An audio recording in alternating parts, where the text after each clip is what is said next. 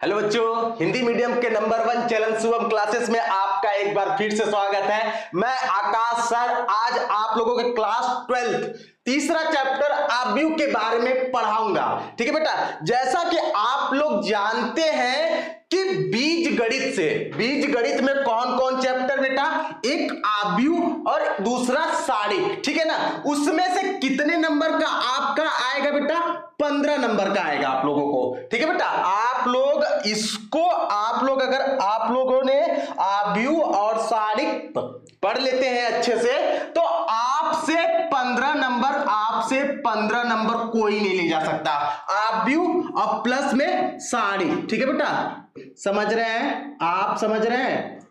ठीक है, ये दोनों जो चैप्टर हैं ये 15 नंबर के आएंगे। ठीक है, समझ रहे हैं? आपको आव्यूह में सबसे पहले ये जानना है कि हमको आव्यूह में पढ़ना क्या है। हम लोग सबसे पहले बात ये चर्चा करेंगे कि आप लोगों को आव्यूह में पढ़ना क्या है। तो देखो, पहला चीज इसमें हम लोग को ये जानना है कि आव्यूह होता क्या है। दूसरी बात हम लोग ये पता करेंगे आव्यूह की कोटि क्या होती है। ठीक है, तीसरा क्या है कि किसी भी आव्यूह को हम लोग कैसे दिखाते हैं, कैसे उसको लिखा जाता है। ठीक है, चौथी बात समान आव्यूह, फिर पांचवा जो है आव्यूह के प्रकार। अब देखिए, आव्यूह के प्रकार में 7 होते हैं। पहला होता है पंक्ति आव्यूह, दूसरा होता है स्तंभ आव्यूह, तीसरा होता है वर्ग आव्यूह, चौथा होता है अदिश आव्यूह, पांचवा होता है तस्मक आव्यूह, फिर होता है छठवां क्या होता है, क्या कहते हैं, शून्य आव्यूह। और इसी में एक और होता है, क्या कहते हैं, आयताकार आव्यूह होता है। ठीक है ना बेटा, तो ये सब आव्यूह के प्रकार में हम लोग क्या करेंगे, आज जानेंगे। ठीक है, फिर अगला जो है आव्यूह की संक्रियाएं, मतलब अगर हमको 2 आव्यूह दिया है तो उसका योग कैसे निकालेंगे, फिर उसका अंतर, 2 आव्यूह का अंतर कैसे निकालेंगे ये जानेंगे। फिर किसी अदिश, जैसे मान लीजिए आपके पास कोई आव्यूह ए है, ठीक है ना, अब इसका अदिश से गुणा कर दिया जाए, किसी अदिश, ठीक है ना, अदिश संख्या से गुणा कर दिया जाए तो वो कैसे निकलता है ये जानेंगे। फिर उसी में अगर आपके पास 2 आव्यूह है, एक आव्यूह ए है और एक आव्यूह बी है, ठीक है ना, अगर हमको इनका गुणन फल निकालना रहेगा तो वो कैसे निकालेंगे, ये सब हम लोग किस में जानेंगे, आव्यूह की संक्रियाएं में। फिर इसके बाद आता है आव्यूह का परिवर्त, जिसे हम लोग ट्रांसपोज मैट्रिक्स भी क्या कहते हैं। ठीक है, फिर आव्यूह के परिवर्त का गुणधर्म के बारे में जानेंगे, सममित तथा विषम सममित आव्यूह जानेंगे और सबसे लास्ट में व्युत्क्रम आव्यूह जानेंगे। ठीक है ना, तो हम लोग शुरू करते हैं अपना पहला टॉपिक कि आव्यूह होता क्या है। ध्यान दीजिएगा, समझिएगा, परिभाषा क्या कहलाता है, संख्याओं या फलनों का आयताकार क्रम विन्यास। ठीक है ना बेटा, देखिएगा, बात समझिएगा, एक एग्जांपल से हम लोग समझाते हैं। जैसे मान लीजिए मेरे पास कोई त्रिभुज है, ठीक है, समझिएगा, ये मेरे पास कोई एक त्रिभुज है जिसका शीर्ष A है, ठीक है, यहां पर B है, यहां पर क्या है, C है, और इसके निर्देशांक क्या है आपके 2,3, ठीक है, B का निर्देशांक मान लीजिए 1,0, ठीक है, और C का निर्देशांक कितना है, 3, कितना है, 5 है। ठीक है ना, आपके पास एक त्रिभुज है, बहुत ध्यान से समझिएगा आव्यूह होता क्या है। ठीक है ना, और शीर्ष का जो निर्देशांक है ABC का ये है। अब अगर मैं x का निर्देशांक एक तरफ और y का निर्देशांक एक तरफ, जैसे देखिएगा x का निर्देशांक यहां पर कितना है, a का 2 है, a का कितना है बेटा, 2 है, ठीक है ना, b का निर्देशांक कितना है, b का निर्देशांक कितना है, 1 है, और c का निर्देशांक आपका कितना है, 3 है, तो ये x का, अच्छा, a का y का निर्देशांक कितना है, 3 है, 0 है, और यहां पर क्या है, 5 है। ठीक है ना बेटा, तो बात समझिएगा, अगर देखिए आव्यूह किसे कहते हैं, अगर हम क्या करेंगे, संख्या को अगर किसी एक सिस्टमैटिक रूप में, अगर हम सिस्टमैटिक रूप में क्या कर दे, संख्याओं को लिख दे। देखिएगा यहां पर मैंने, देखिएगा, x का निर्देशांक अलग लिखा है और y का निर्देशांक अलग लिखा है, और इसको एक आयताकार बॉक्स में इसको क्या कर दे, बंद कर दे। तो इसी को जो होता है, इसी को आव्यूह कहते हैं। ऐसा क्यों? क्योंकि मैंने x और y का जो निर्देशांक है उसको क्या किया है, एक सिस्टमैटिक ढंग ढंग से, एक सिस्टमैटिक ढंग से इसको क्या कर दिया है, लिख दिया है। तो यही परिभाषा कहता है कि संख्या हो गया या फलन हो गया, अगर आप उसको एक सिस्टमैटिक ढंग से आयत में क्या कर दे, लिख दे, आयत में क्या कर दे, लिख दे, तो वो क्या कहलाता है, आव्यूह कहलाता है बेटा। ठीक है, ये तो पहला एग्जांपल। एक एग्जांपल और समझ लीजिए, मान लीजिए दो लोग हैं, दो लोग मार्केट में जाते हैं, एक राम है और दूसरा क्या है, श्याम है। ठीक है ना, एक राम है और दूसरा श्याम है। ठीक है, इन दोनों को पेन खरीदना था, क्या खरीदना था, पेन और कॉपी खरीदना था, कॉपी। ठीक है, कॉफी। ठीक है ना, तो मान लो राम मार्केट गया, उसने क्या कर लिया, 2 ठो पेन खरीद लिया और 3 ठो कॉपी खरीद लिया। ठीक है, और श्याम 5 कलम खरीद लिया, पेन खरीद लिया और 1 कॉपी खरीद लिया। अब इसी को अगर हम एक आयत में, एक आयताकार बॉक्स में क्या कर दे, बंद कर दे, मतलब सिस्टमैटिक रूप से क्या कर दे, लिख दे, एक अच्छा मतलब सिस्टमैटिक क्रम में क्या कर दे, लिख दे, तो ये जो कहलाएगा इसी को आप लोग क्या कहते हैं, आव्यूह कहते हैं। ठीक है ना बेटा, संख्याओं को, अगर कोई भी संख्या है, अगर आप उसको सिस्टमैटिक रूप से लिख देते हैं, वही आपका आव्यूह कहलाता है। ठीक है ना, ये तो संख्या हो गया। अगर हम फलन की बात कर लेते हैं, जैसे मान लीजिए मेरे पास sin x है, sin x है, ठीक है, log x है, x के पावर n है, ठीक है, और यहां पर x क्यूब है। ठीक है, अब देखिए ये फलन हो गया, ये फलन हो गया। ठीक है ना, अब इस फलन को मैंने भी क्या कर दिया, एक आयताकार बॉक्स में सिस्टमैटिक रूप से क्या कर दिया, लिख दिया। तो इसको भी आप जो कहेंगे, ये भी आपका आव्यूह होगा, ये भी आपका आव्यूह होगा और ये भी आपका आव्यूह होगा। समझ में आ गया बात, यही आव्यूह का परिभाषा है कि आप संख्या हो चाहे फलन हो, अगर आप उसको एक सिस्टमैटिक ढंग से लिख देते हैं तो वही आव्यूह कहलाता है। ठीक है ना, अब जो अगली हेडिंग है, हम लोग अगली हेडिंग है उसका पढ़ेंगे कि आव्यूह का पंक्ति क्या होता है और आव्यूह में स्तंभ क्या होता है। ठीक है, देखिएगा, ध्यान दीजिएगा, मान लीजिए मेरे पास कोई एक आव्यूह है, ठीक है, जिसकी क्या है, मतलब जिसमें अवयव है, मान लीजिए 2 है, 3 है, 5 है। ठीक है, -1 है, -2 है और 0 है। ध्यान दीजिएगा सभी लोग यहां पर। ठीक है, पंक्ति और किसके बारे में, स्तंभ के बारे में जानेंगे। ठीक है बेटा, तो बेटा ध्यान दीजिएगा, आपके पास जो आव्यूह है, जो x अक्ष के समांतर होता है, जो x अक्ष के समांतर होता है, देखिए बात समझिएगा, जैसे देखिए, ये देखिए आपके पास अगर ये निर्देशांक ज्यामिति है, ये निर्देशांक ज्यामिति है, तो देखिए ये x अक्ष के समांतर हो गया। ठीक है, और ये y अक्ष के समांतर हो गया। ठीक है ना, तो जो x अक्ष के समांतर होता है उसको हम लोग पंक्ति कहते हैं, इसको हम लोग क्या कहेंगे बेटा, पंक्ति कहेंगे। ठीक है ना बेटा, ये भी जो होगा, ये भी देखिए x अक्ष के समांतर है, तो ये भी क्या कहलाएगा, पंक्ति कहलाएगा। ठीक है, समझ रहे हैं। और जो y अक्ष के समांतर होता है, जो y अक्ष के समांतर, जैसे ये हो गया, ये हो गया, y अक्ष के समांतर ये हो गया। ठीक है ना, तो इसको हम लोग कहते हैं स्तंभ। क्या कहते हैं, स्तंभ कहते हैं। ठीक है ना, तो ये भी स्तंभ होगा, ये भी स्तंभ होगा आपका। ठीक है, समझ रहे हैं, और ये भी आपका जो होगा, ये भी जो आपका होगा वो स्तंभ ही होगा। ठीक है ना बेटा, समझ रहे हैं कि नहीं, जो x अक्ष के समांतर होगा वो आपका पंक्ति होगा और जो y अक्ष के समांतर होगा वो आपका क्या होगा, स्तंभ होगा।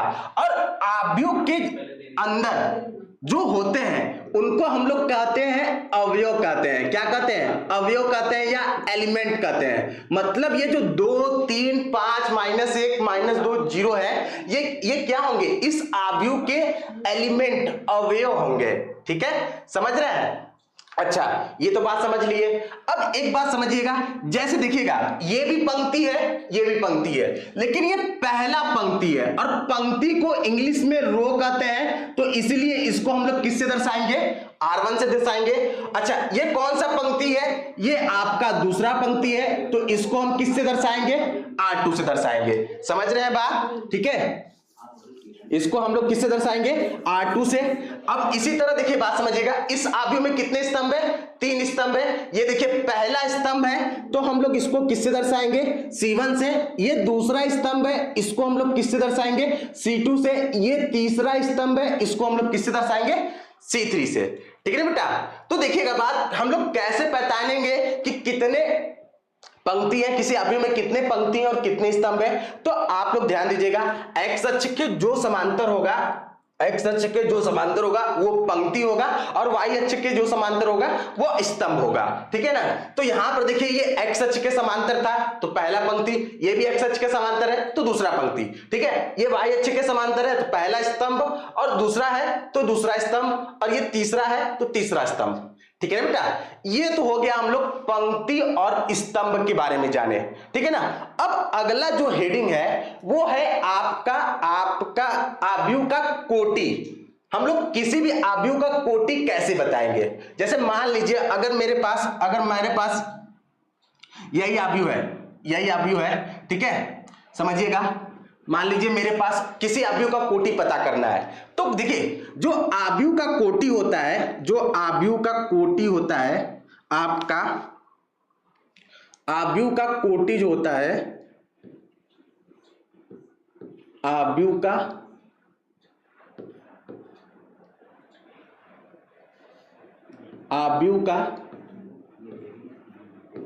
कोटि बराबर होता है, आव्यूह का कोटि बराबर होता है पंक्ति गुणे स्तंभ। समझ रहे बेटा। देखिए इस बात को हम समझाते हैं आप लोगों को। जैसे मान लीजिए मेरे पास एक आव्यूह है, वही आव्यूह समझ लीजिए। ठीक है, देखिए बात समझिएगा। तो यहां पर देखिए 2 है, 3 है, 5 है। ठीक है, 2 1 है, 2 है, 3 है। यहां पर और एक ले लेते हैं, मान लीजिए 0 है, 5 है, यहां पर 3 है। ठीक है ना। तो देखिए ये आव्यूह है आपका।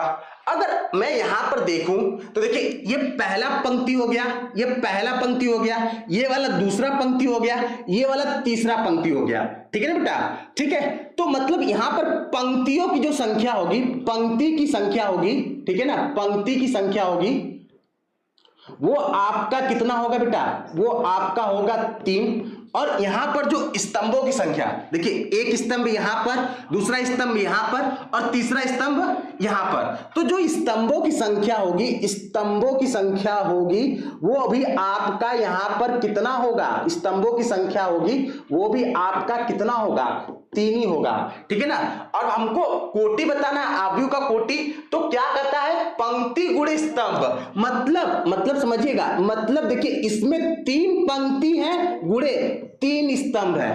तो इस आव्यूह का जो कोटि होगा वो 3 गुणे 3 होगा। ये नहीं कि आप गुणा कर देंगे 3 त्रिक के 9, नहीं बेटा। हम लोग का जो आव्यूह का कोटि होता है उसको हम लोग कैसे दिखाते हैं, पंक्ति गुणे स्तंभ से दिखाते हैं। ठीक है ना। तो यहां पर पंक्तियों की संख्या 3 थी और स्तंभों की संख्या भी 3 थी। तो इस आव्यूह का जो कोटि हो जाएगा वो 3 गुणे 3 हो जाएगा। ठीक है ना। किसी भी आव्यूह का, अगर हमको कोई भी आव्यूह है, मान लीजिए मेरे पास कोई भी आव्यूह है, ठीक है ना, तो अगर हमको उसका कोटि पता करना है तो हम लोग उसमें ये देखेंगे कि उसमें पंक्तियों की कितनी संख्या है। ठीक है ना। फिर उसमें ये देखेंगे कि उसमें स्तंभों की कितनी संख्या है। जैसे मान लीजिए मैंने एक और ले लिया, 2,1 3,2 ले लिया। ठीक है ना। तो यहां पर देखिए एक पंक्ति ये है, एक पंक्ति ये है, तो यहां पर 2 पंक्ति हो गया। स्तंभ कितना है, एक स्तंभ यहां पर है, एक स्तंभ यहां पर है, तो यहां पर स्तंभ भी कितना हो जाएगा, 2। तो इस आव्यूह का, ये मैंने ए आव्यूह ले लिया और ये मैंने कौन सा आव्यूह ले लिया, बी ले लिया। तो ए आव्यूह का जो कोटि होगा वो 3 गुणे 3 होगा, और बी आव्यूह का जो कोटि होगा वो 2 गुणे कितना होगा, 2 होगा। ठीक है बेटा। इसी तरह हम लोग क्या करते हैं, किसी भी आव्यूह का कोटि पता करते हैं कि किस कोटि का है। बात ध्यान दीजिएगा, जितने पंक्ति होंगे गुणे जितने स्तंभ होंगे। ठीक है, पंक्तियों की संख्या गुणे स्तंभों की संख्या, वही आपका कोटि हो जाएगा। ठीक है, और आपको गुणा नहीं करना है। ठीक है ना। इसमें एक सवाल पूछ देता है आप लोगों से एक सवाल पूछ देता है कि मान लीजिए, ये बात समझिएगा, जैसे मान लीजिए यहां पर कितने संख्या है, 9 संख्या है ना। देखो बेटा यहां पर कितनी संख्या है, 1 2 3 4 5 6 7 8 9 संख्या है, ठीक है ना बेटा। तो आपसे सवाल में ये पूछ देगा कि बताइए कि कितने आव्यूह यहां पर पॉसिबल है, आप कितने आव्यूह यहां पर क्या कर सकते हैं, बना सकते हैं, ठीक है ना। तो अगर आपके पास 9 एलिमेंट है, मतलब 9 तत्व हैं, तो आप क्या करिएगा, देखिए क्या क्या बना सकते हैं। 9 एलिमेंट है तो आप जो है आव्यूह क्या क्या बना सकते हैं। सबसे पहले 1 गुणे 9, ठीक है, फिर 9 गुणे 1, ठीक है, फिर क्या बना सकते हैं, 3 गुणे 3, ठीक है। ध्यान दीजिएगा, जैसे आपके पास 9 है ना, 9 एलिमेंट है, तो आप सीधे इसका एलसीएम निकाल लीजिएगा, ठीक है ना। अगर निकालेंगे तो 3 से भाग देंगे तो 3 त्रिक के 9, 3 त्रिक के 9, ठीक है ना। फिर 1 से दे देंगे तो एक बार में, तो देखिए 3 त्रिक के 9, 1 गुणे 9 1 बन गया, फिर 9 गुणे 1 बन जाएगा और 3 गुणे 3 बन जाएगा, ठीक है ना। तो ऐसे कितने आव्यूह होंगे, 3 आव्यूह होंगे। अगर 9 एलिमेंट होगा तो कितने आव्यूह होंगे, 3 आव्यूह ऐसे बन सकते हैं, ठीक है, जिनका कोटि होगा 1 गुणे 9, 9 गुणे 1 और 3 गुणे 3 होगा। समझ रहे हैं। अगला देखते हैं, देखिएगा इस सवाल में, देखिए क्या कह रहा है, सवाल में क्या कह रहा है कि यदि किसी आव्यूह में 24 अवयव है। अब वो बता दिया कि 24 अवयव है आव्यूह में, ठीक है ना। अब हम लोग को ये नहीं पता है कि कौन कौन से अवयव है, हमको ये बताया है कि उसमें 24 अवयव है, तो कह रहा है कि इनकी संभव कोटियां क्या होगी। बहुत बढ़िया, देखिए बस आप लोग को कुछ करना नहीं है, 24 बोला ना बेटा, तो 24 का आप लोग एलसीएम निकाल लीजिए। 24 का एलसीएम निकालेंगे तो ये 12 हो गया, ठीक है। अच्छा यहां पर 2 से दिए तो यहां पर कितना हो जाएगा, 6 आ जाएगा। फिर यहां पर 2 से दिए तो यहां पर कितना हो जाएगा, 3 आ जाएगा। फिर यहां पर 3 से दिए, यहां पर कितना आ जाएगा, 1 आ जाएगा, ठीक है।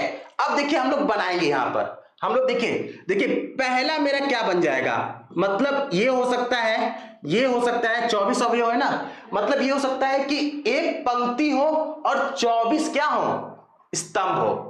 ऐसा भी तो हो सकता है, एक मैट्रिक्स तो ऐसा बन जाएगा। दूसरा मेरा क्या बन जाएगा कि 24 पंक्ति हो और एक स्तंभ हो। एकदम सही बात है, ठीक है ना बेटा। अच्छा दूसरा मेरा क्या बन सकता है, हो सकता है 2 पंक्ति हो और कितना स्तंभ हो, 12 स्तंभ हो। देख लीजिए 12 गुना के 24, तभी ना ये एलिमेंट की संख्या, अवयव की संख्या आ जाएगी। या फिर क्या हो सकता है कि 12 पंक्ति हो और 2 स्तंभ हो, ठीक है, ये हो गया। अच्छा मान लीजिए मेरे पास 3 पंक्ति है तो 8 त्रिक के क्या होता है, 24 होता है, ठीक है ना। तो 8 स्तंभ हो सकता है। और क्या हो सकता है, 8 स्तंभ होगा और 8 पंक्ति होगा, 3 स्तंभ होगा, ये हो सकता है। और क्या हो सकता है मेरे पास, 4 पंक्ति हो और कितना हो सकता है, 6 स्तंभ हो। फिर इसमें अगला क्या हो सकता है कि 6 स्तंभ हो और 4 पंक्ति हो सकता है। समझ रहे हैं कि नहीं बात, देख लीजिएगा।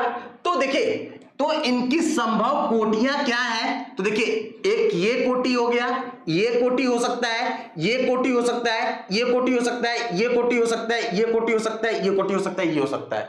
ये सभी संभव कोटियां हैं इसके, ठीक है। कैसे निकालेंगे आप, कैसे पता करेंगे, बस कुछ करना नहीं है। देखिएगा आपके पास 24 है ना, बस यहां पर अगर थोड़ा सा भी दिमाग लगाएंगे तो आगे 1 गुणे 24 कर लीजिए। जैसे मान लीजिए एक ये सवाल हो गया, अगर मेरे पास 13 रहता, अगर मान लो यहां पर 24 की जगह कितना अवयव दे देता, 13 अवयव है, ठीक है ना।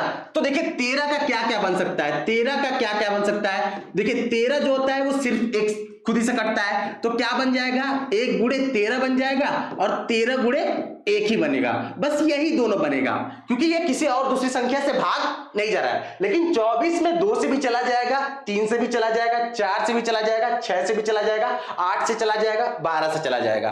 तो हम लोग ऐसे क्या कर सकते हैं, निकाल सकते हैं, उनकी कोटियां क्या कर सकते हैं, पता कर सकते हैं। समझ गए बात, ठीक है। जैसे अगर मान लीजिए मेरे पास 12 अवयव है, यहां पर 24 अवयव दे दिया है, अगर आप लोगों को 12 अवयव दे दे, 12 अवयव दे दे, ठीक है, अवयव दे दे, तो इसको अगर आपको निकालना है तो कैसे निकालेंगे। सबसे पहले 1 गुणे 12 कर लीजिए, फिर एकदम नीचे आ जाइए, फिर क्या कर लेंगे 12 गुणे कितना कर लेंगे 1 कर लेंगे, ठीक है। फिर 2 से काटिए, 2 गुणे कितना हो जाएगा 6 हो जाएगा, तो यहां पर कितना हो जाएगा 6 गुणे कितना हो जाएगा 2, फिर 3 गुणे क्या हो जाएगा 3 गुणे क्या हो जाएगा 4, और यहां पर कितना हो जाएगा 4 गुणे कितना हो जाएगा 3। तो यही संभव कोटि होगा, मतलब इतने मैट्रिक्स क्या हो सकते हैं, इतने आव्यूह क्या हो सकते हैं बन सकते हैं आपके, ठीक है, समझ रहे बात। तो हम लोगों ने क्या जाना, आव्यूह का कोटि जाना, और हम लोगों ने ये जाना कि अगर आप लोगों को अवयव दिए हैं, किसी आव्यूह का क्या दिया है अवयव एलिमेंट दिए हैं, तो आप उससे कोटि कैसे, कितने कोटि होंगे वो कैसे बताएंगे, वो हम लोगों ने जाना, ठीक है। अब अगला हम लोग क्या देखेंगे, आव्यूह का निरूपण। हम लोग अगला जो टॉपिक है हम लोग ये जानेंगे कि किसी आव्यूह को हम लोग कैसे निरूपित करते हैं, मतलब आव्यूह कैसे बनाते हैं।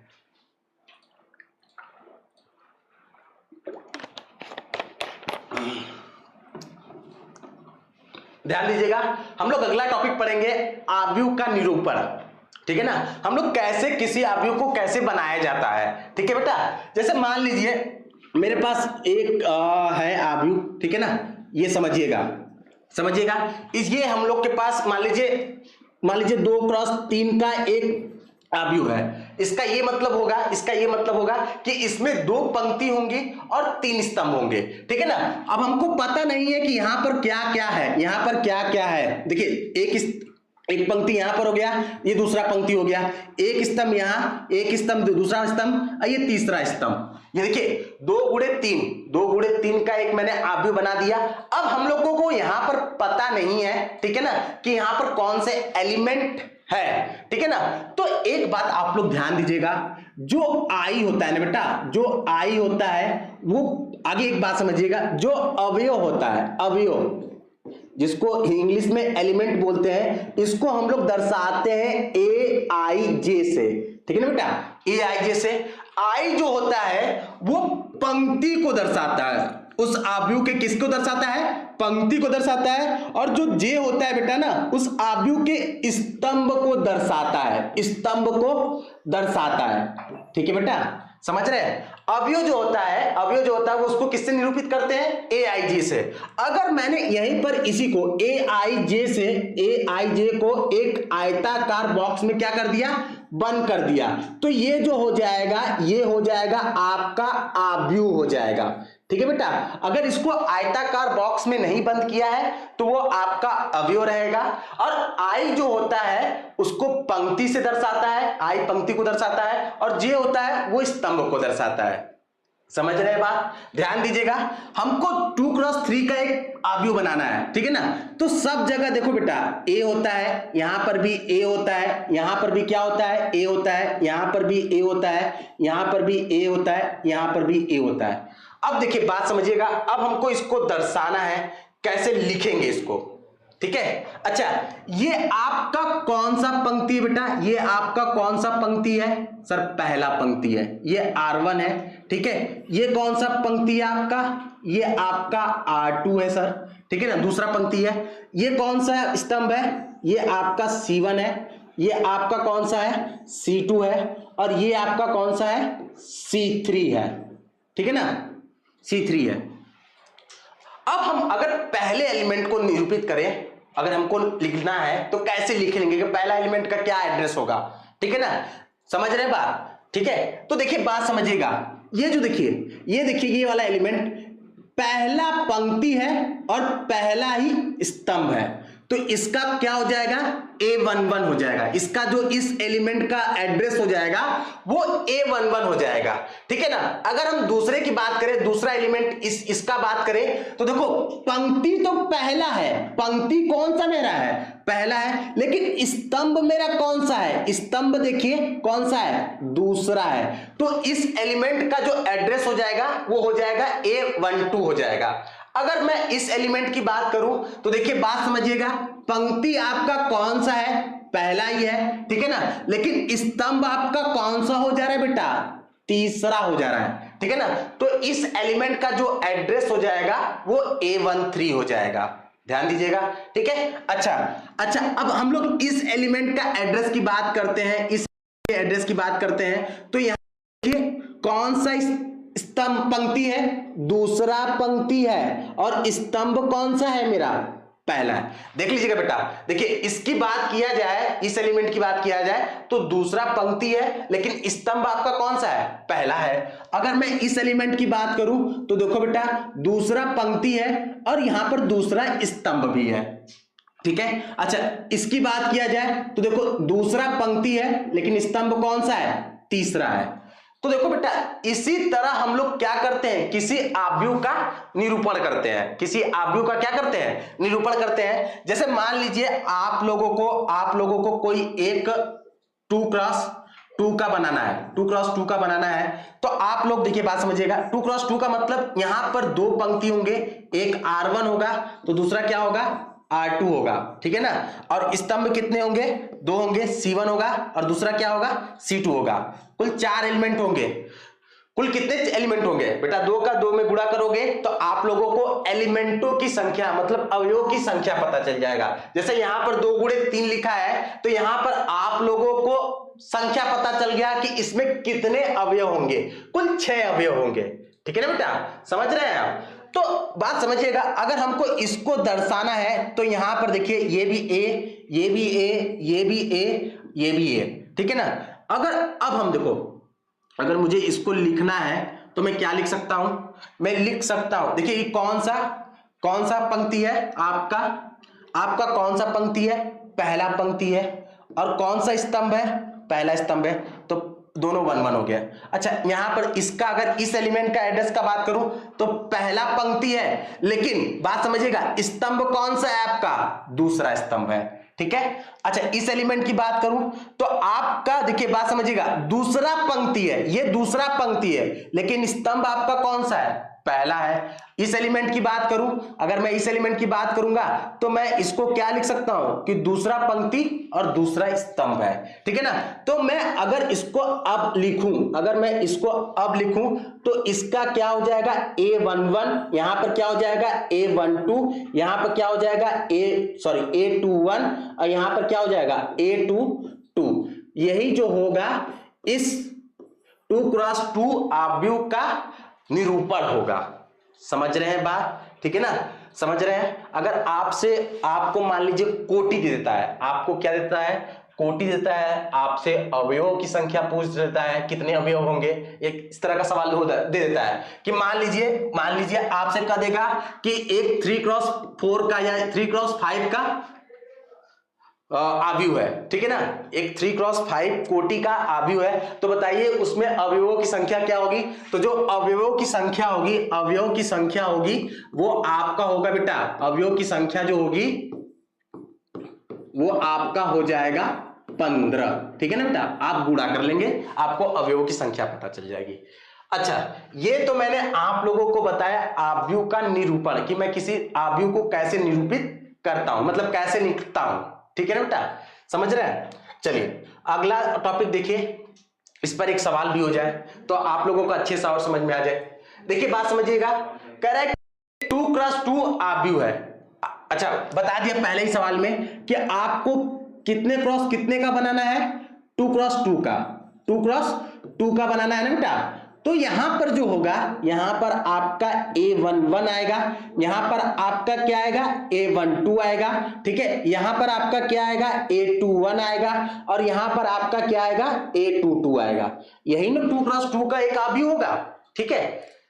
अच्छा, आव्यूह A बराबर AIJ की रचना कीजिए जिसके अवयव निम्नलिखित प्रकार से हैं। सवाल में आप लोगों को सवाल दिया है कि AIJ इजकल टू क्या दिया है, I प्लस J का होल स्क्वायर अपॉन में क्या दिया है बेटा, 2 दिया है, ठीक है, समझ रहे हैं।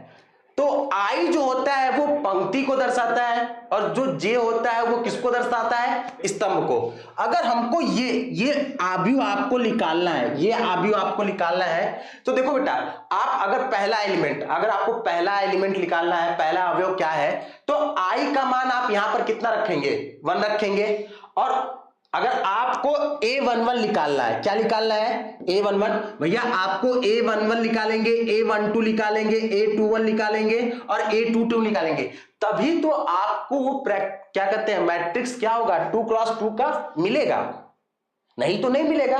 तो आप सबसे पहले क्या करेंगे, A11 निकालेंगे। A11 का मतलब ये होगा कि I का मान 1 होगा और J का भी मान कितना होगा, 1 होगा। तो I का मान 1 रखते हैं तो 1 + 1, ठीक है, का होल स्क्वायर बटा में कितना हो जाएगा, 2 हो जाएगा। इसको अगर हम लोग सॉल्व करते हैं तो 1 में 1 जोड़े 2, 2 का स्क्वायर बटा के कितना हो जाएगा, 2 हो जाएगा, ठीक है। अब 2 का जो स्क्वायर होता है वो 4 होता है बटा के 2, ये आपका किसके बराबर है, A11 के, ठीक है। तो यहां पर आपका कितना आ जाएगा, 2 से काटेंगे तो आपका कितना आ जाएगा, 2। मतलब आपका जो A11 होगा, आपका जो A11 होगा वो आपका 2 आएगा, ठीक है। A11 आपका कितना आएगा, 2 आएगा, ठीक है। अब इसी तरह हम लोग क्या निकालेंगे, हम लोग निकालेंगे A12। A12 कैसे निकलेगा, A12 जो है, आप बात समझिएगा। अब A12 का मतलब क्या हुआ, A12 का मतलब हुआ ये, A12 का मतलब ये हुआ आपका, A12 का मतलब ये हुआ कि यहां पर देखिए, बात समझिएगा, जो I का मान है वो 1 होगा, I का मान आपका कितना होगा, 1 होगा, और J का मान कितना होगा, 2 होगा। इसी वाले समीकरण में आप रखकर क्या करेंगे, निकालेंगे। जो सवाल दिया उसी में रखकर आप क्या करेंगे, निकालेंगे। मतलब I का मान 1 रखेंगे और J का मान आप कितना रखेंगे, 2 रखेंगे। तो देखिए बेटा, I का मान आप यहां पर 1 प्लस J का मान कितना, 2 बट का होल स्क्वायर बटा में कितना लिख लेंगे, 2 लिख लेंगे, इजिकल टू, इसी को सॉल्व करते हैं तो 1 में 2 जोड़ेंगे तो 3, और 3 का स्क्वायर कितना होता है, 9, और यहां पर 9 बटा के कितना हो जाएगा, 2 हो जाएगा। मतलब A12 का मान आ जाएगा आपका, A12 का मान आ जाएगा 9 बटा के 2 हो जाएगा। इसी तरह अब हम लोग क्या निकालेंगे, A21 निकालेंगे। A21 निकालेंगे तो यहां पर निकाल लेता हूं A21। देखिए हम लोगों ने A11 निकाल लिया, A12 निकाल लिया, अब हम लोग A21 निकालेंगे। अच्छा, तो A21 निकालते हैं। अब बात समझिएगा, यहां पर जो I का मान होगा, I का मान जो होगा वो 2 होगा और J का मान कितना होगा, 1 होगा। देखिए बेटा, कंपेयर करेंगे, तुलना करेंगे तो I का मान 2 और J का मान कितना हो जाएगा, 1, और इसी में रखेंगे तो मतलब 2 + 1 का होल स्क्वायर बटा में कितना हो जाएगा, 2। अच्छा, 2 में 1 जोड़ेंगे तो 3, और 3 का स्क्वायर कितना होता है, 9, 9 बटा के 2। मतलब A21 का भी जो मान आएगा, A21 का भी जो मान आएगा वो कितना आ जाएगा, 9 बटा के 2 आ जाएगा, ठीक है, 9 बटा के 2। अच्छा, अब हमारा लास्ट बचा A22 बचा, A22 बचा, तो A22 हम लोग कैसे निकालेंगे, A22 कैसे निकालेंगे, तो देखिए यहां पर I का जो है, पंक्ति कितना है, 2 है, और स्तंभ कितना है आपका, 2 है। पंक्ति की भी संख्या 2 है और स्तंभ की भी संख्या कितनी है, 2 है। तो इसका यह मतलब हुआ कि I का भी मान 2 है और J का भी मान 2 है। तो यहां पर अगर हम मान रखते हैं तो यहां पर रखेंगे तो 2 + 2 का होल स्क्वायर, ठीक है, अपॉन में कितना, 2 आ जाएगा। इसको सॉल्व करेंगे तो 2 में 2 जोड़ेंगे तो 4, यहां पर 4 का स्क्वायर लिख दिया जाए, अपॉन में कितना आ गया, 2 आ गया। अच्छा, इसको सॉल्व करेंगे तो कितना आ जाएगा, 4 का स्क्वायर 16 होता है बटा के कितना हो जाएगा, 2, इसको काट लेंगे तो कितना आ जाएगा, 8 आ जाएगा। मतलब A22 का मान जो आ जाएगा आपका वो 8 आ जाएगा, 8 आ जाएगा। बस अब कुछ करना नहीं है, जो मान आया है आपका, जो मान आया है आप उसको क्या कर दीजिए, लिख दीजिए। जैसे यहां पर देखिए आपका A21 का मान कितना आया था, A12 का मान कितना आया था, 9 बटा के 2, तो यहां पर 9 बटा के 2 हो गया, ठीक है ना। अच्छा, A21 का मान कितना आया था, 9 बटा के 2, और A22 का मान कितना आया था, 8 आया था, ठीक है। अच्छा, इसको आप चाहेंगे तो और अच्छे से भी लिख सकते हैं, ठीक है ना, समझ रहे हैं। इसको आप चाहे तो और अच्छे से लिख सकते हैं। कैसे लिख सकते हैं, देखिए मैं बता रहा हूं, ठीक है। जैसे मान लीजिए मैंने ये ले लिया, ठीक है ना, तो मेरा मैट्रिक्स क्या था, मेरा मैट्रिक्स क्या था, ए था, ठीक है ना। उसमें जो A11 था, A11 का मान मेरा कितना था, 2 था, और A12 का मान कितना था मेरा, 9 बटा के 2 था, ठीक है। और A21 का भी मान मेरा कितना था, 9 बटा के 2 था, और A22 का मान मेरा कितना था, 8 था, ठीक है ना। ये 2 × 2 मैट्रिक्स का आपको क्या हो जाएगा, मिल जाएगा। इसी तरह आप क्या करेंगे, सवाल को हल करेंगे जैसे मैंने इसको किया है। ठीक है, समझ रहे बात? ये आपका आ जाएगा।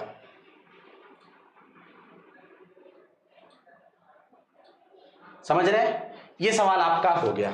ठीक है, चलिए अगला देख लेते हैं आगे क्या है। अब देखिए हम लोग अगला टॉपिक जो पढ़ेंगे वो पढ़ेंगे समान आव्यूह पढ़ेंगे। ठीक है ना, समान आव्यूह होता क्या है, सबसे पहले हम लोग यही चर्चा करेंगे। देखिए बेटा, अगर दो आव्यूह है, अगर आपके पास दो आव्यूह है और उनकी कोटि क्या है, बराबर है। जैसे ध्यान दीजिएगा, जैसे मेरे पास एक आव्यूह ये है, ठीक है, मान लीजिए ये 2x2 का है, ठीक है, और दूसरा आव्यूह क्या है, दूसरा आव्यूह b है। ठीक है ना, दूसरा आव्यूह b है। ठीक है, इसका भी जो ऑर्डर है, कोटि है, वो क्या है, 2x2 है। ठीक है ना, अगर उनके कोटि समान है, अगर उनके कोटि क्या है, समान है, और उनके अवयव जो संगत अवयव है, ठीक है ना, वो भी क्या है, समान है। जैसे बात समझिएगा, जैसे मान लीजिए यहां पर 2 है, तब यहां पर भी कितना होगा, 2 होगा। यहां पर -1 है तो यहां पर भी क्या होगा, -1 होगा। ठीक है, अगर यहां पर 0 है तो यहां पर भी कितना होगा, 0 होगा। अगर यहां पर -5 है तो यहां पर भी क्या होगा, -5 होगा। ठीक है ना, अगर समान आव्यूह कब होंगे, जब उनके दोनों आव्यूह के कोटि क्या होंगे, बराबर होंगे, और जो उनके संगत अवयव रहेंगे, संगत अवयव मतलब यहां पर a11 की बात किया जाए तो a11 भी दोनों का बराबर होना चाहिए। अगर a12 की बात किया जाए तो a12 बराबर होना चाहिए दोनों का। अगर a21 की बात किया जाए तो a21 की बात बराबर होना चाहिए। अगर हम लोग क्या बात करते हैं, a22 की बात करते हैं तो ये भी बराबर होना चाहिए। ठीक है ना, तो वो ये दोनों जो आव्यूह हो जाएंगे, ये दोनों जो आव्यूह हो जाएंगे a बराबर b, मतलब ये दोनों आव्यूह हो जाएंगे समान आव्यूह हो जाएंगे। कौन से आव्यूह हो जाएंगे, समान आव्यूह हो जाएंगे। ठीक है बेटा, समझ रहे हो? ठीक है, कब होंगे, जब उनकी कोटियां और उनके जो संगत अवयव रहेंगे वो समान रहेंगे। ठीक है, समझ रहे हैं? देखिए इसी पर एक सवाल है, कर लिया जाए इसी पर।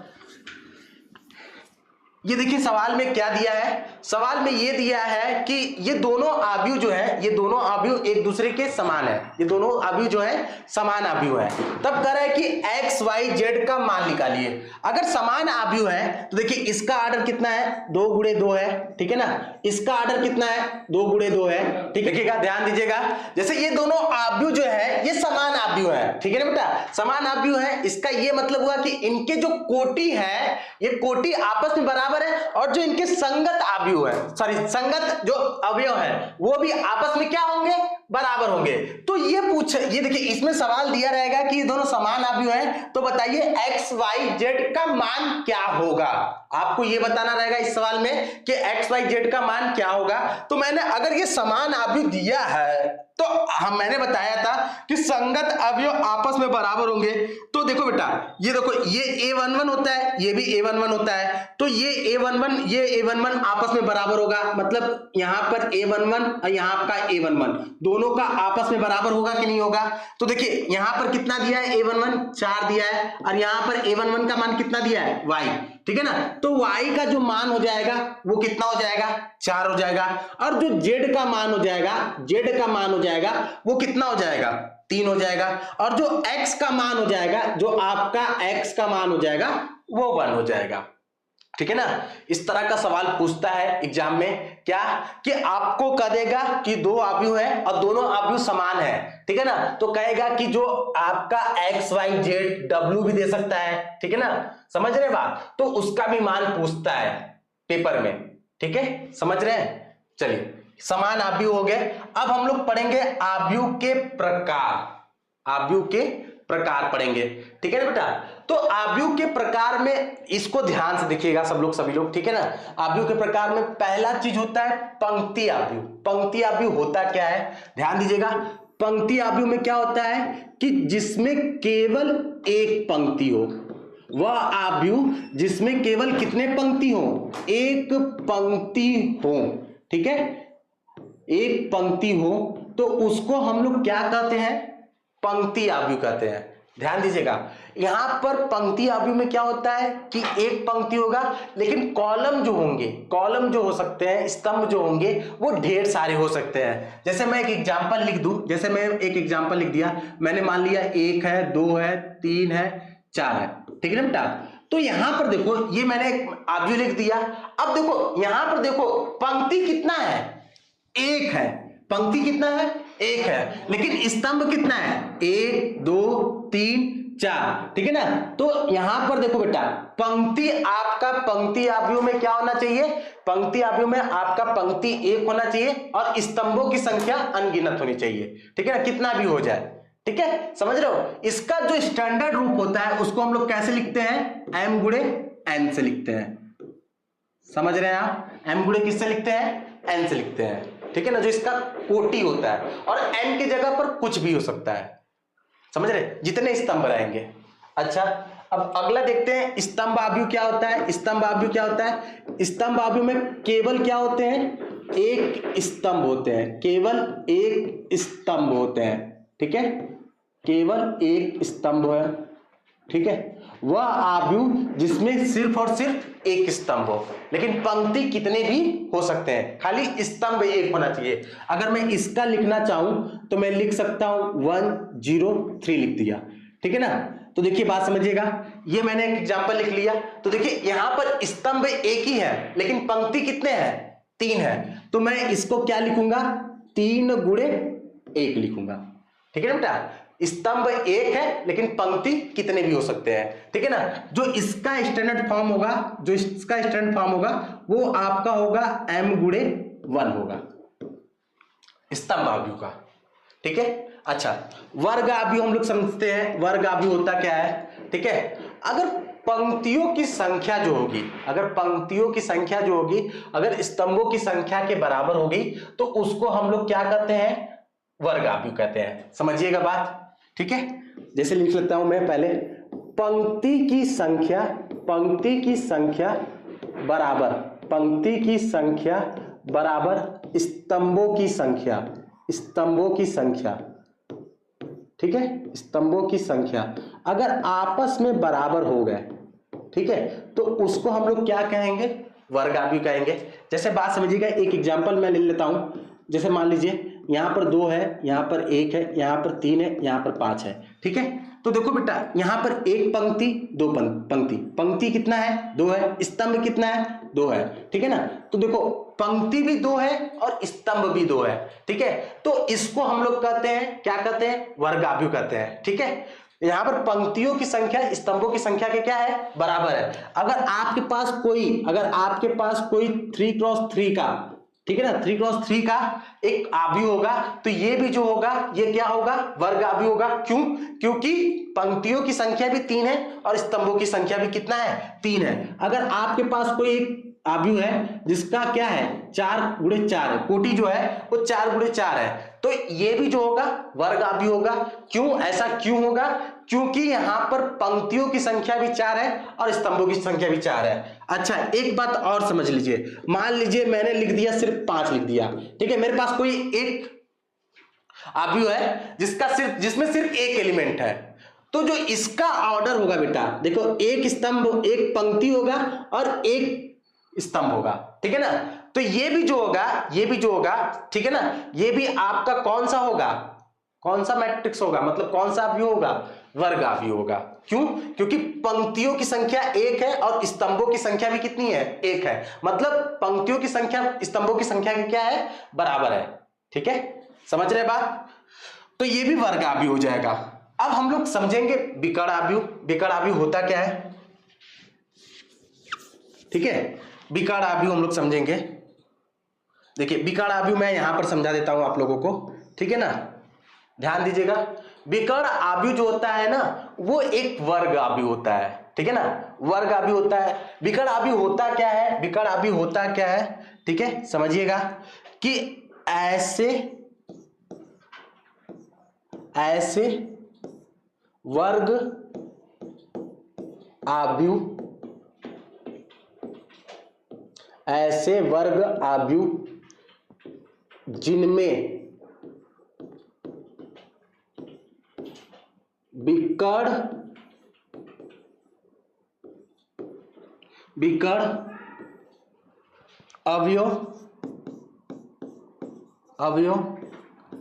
के अलावा सभी अवयव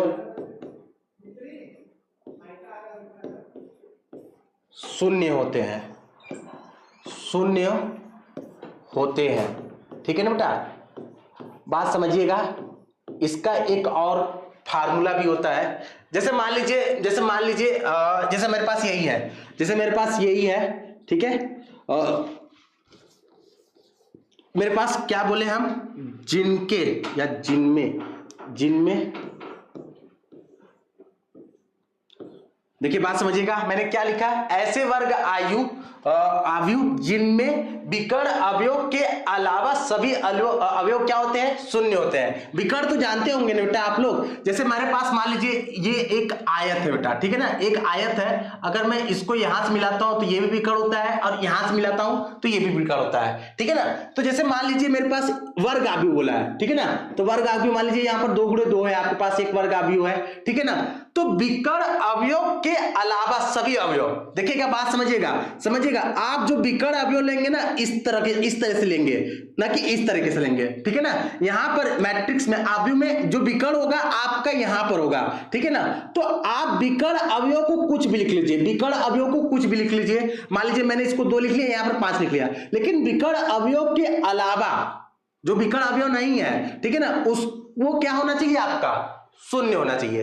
देखिए ये जो हो गया आपका, ये विकर्ण अवयव हो गया, और ये दोनों जो हो गए, ये विकर्ण अवयव के अलावा जो होने चाहिए वो क्या होने चाहिए, 0 होने चाहिए। ठीक है ना। ऐसे ही एक और एग्जांपल ले लेता हूं। जैसे देखिए ये विकर्ण होगा मेरा, जैसे मान लीजिए यहां पर 2 ले लिया, ठीक है, ये क्या होगा, 0 होगा, ये 0 होगा, ये 5 होगा, ये 0 हो गया, ये 0 हो गया, 1 हो गया। तो ये भी जो होगा ये विकर्ण अवयव होगा। क्यों? क्योंकि देखिए बेटा बात समझिएगा, यहां पर जो विकर्ण अवयव है उनको छोड़कर बाकी सब अवयव क्या है, 0 है, और ये वर्ग अवयव होना चाहिए। ठीक है ना बेटा, एक कंडीशन ये भी है कि वर्ग अवयव होना चाहिए, तभी तो विकर्ण होगा। आयताकार अवयव में नहीं हो सकता। ठीक है ना। जैसे मान लीजिए अगर आपके पास 2x3 का है मैट्रिक्स, 2x3 का मैट्रिक्स है, तो आप यहां पर विकर्ण आप समझे नहीं पाएंगे। ठीक है ना। जैसे मान लीजिए यहां पर 2 लिख दिया, यहां पर 0 लिख दिया, यहां पर 0 लिख दिया, यहां पर आपका क्या लिख दिया, 0 लिख दिया, यहां पर 5 लिख दिया, ये 0 लिख दिया, तो आपका देखिए विकर्ण बन पा रहा है, यहां पर नहीं बन पा रहा है। यहां पर अगर एलिमेंट रहता तब ना हो पाता। तो वर्ग अवयव होना जरूरी है। विकर्ण अवयव होने के लिए वर्ग अवयव होना जरूरी है। फिर दूसरा कंडीशन ये होना चाहिए कि जो विकर्ण अवयव है वो उनके अलावा सभी अवयव क्या होने चाहिए, 0 होने चाहिए। और विकर्ण भी हम लोग कैसे लेंगे, ऐसे लेंगे, ऐसे नहीं लेंगे। समझ रहे हैं बात? ठीक है। चलिए अब आगे देख लेते हैं हम लोग। अदिश अवयव क्या होता है?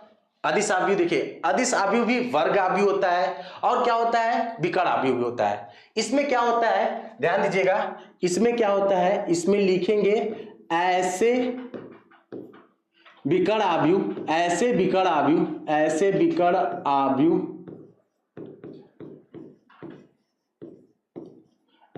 अवयव जिनमें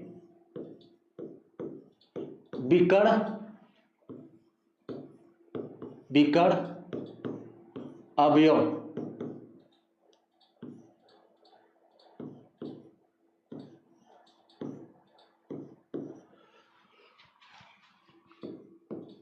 के हो। के की जगह कुछ भी हो सकता है बेटा, के की जगह कुछ भी हो सकता है। ध्यान दीजिएगा, अगर विकर्ण अवयव की बात किया मैंने विकर्ण अवयव की बात किया, जैसे मैंने मान लीजिए आगे ये तो वर्ग अवयव होगा ही होगा, ठीक है ना। अदिश अवयव की बात कर रहा हूं, देखिए बात आगे विकर्ण अवयव की बात कर रहा हूं, तो विकर्ण अवयव में जो क्या होंगे, जो विकर्ण क्या कहते हैं, अवयव के अलावे बाकी सभी एलिमेंट क्या होंगे, 0 होंगे। ये 0 यहां पर कुछ नहीं होगा। ठीक है ना। तो देखो बेटा समझो, कर रहा है कि विकर्ण अवयव क्या होगा, के होगा। अब के की जगह आप कुछ भी लिख लीजिए, मान लीजिए यहां पर 2 रख लेते हैं, यहां पर 2 रख लेते हैं, यहां पर 2 रख लेते हैं, ठीक है ना। तो ये जो हो जाएगा आपका अदिश अवयव हो जाएगा। ठीक है। अगर आप और अच्छे से समझना चाहते हैं, मान लीजिए आपके पास 2x2 का है, ठीक है, तो यहां पर आपने 5 लिख लिया, यहां पर 0 लिख लिया, यहां पर 0 लिख लिया, यहां पर कितना लिख लिया, 5 लिख लिया। ठीक है ना। के का मान कुछ भी हो सकता है, के का मान आप कुछ भी रख सकते हैं, ठीक है ना। विकर्ण अवयव क्या होने चाहिए, के होने चाहिए, ठीक है। या आप ये भी कह सकते हैं कि समान हो, विकर्ण अवयव क्या हो, समान हो, ठीक है, ये भी लिख सकते हैं, ठीक है।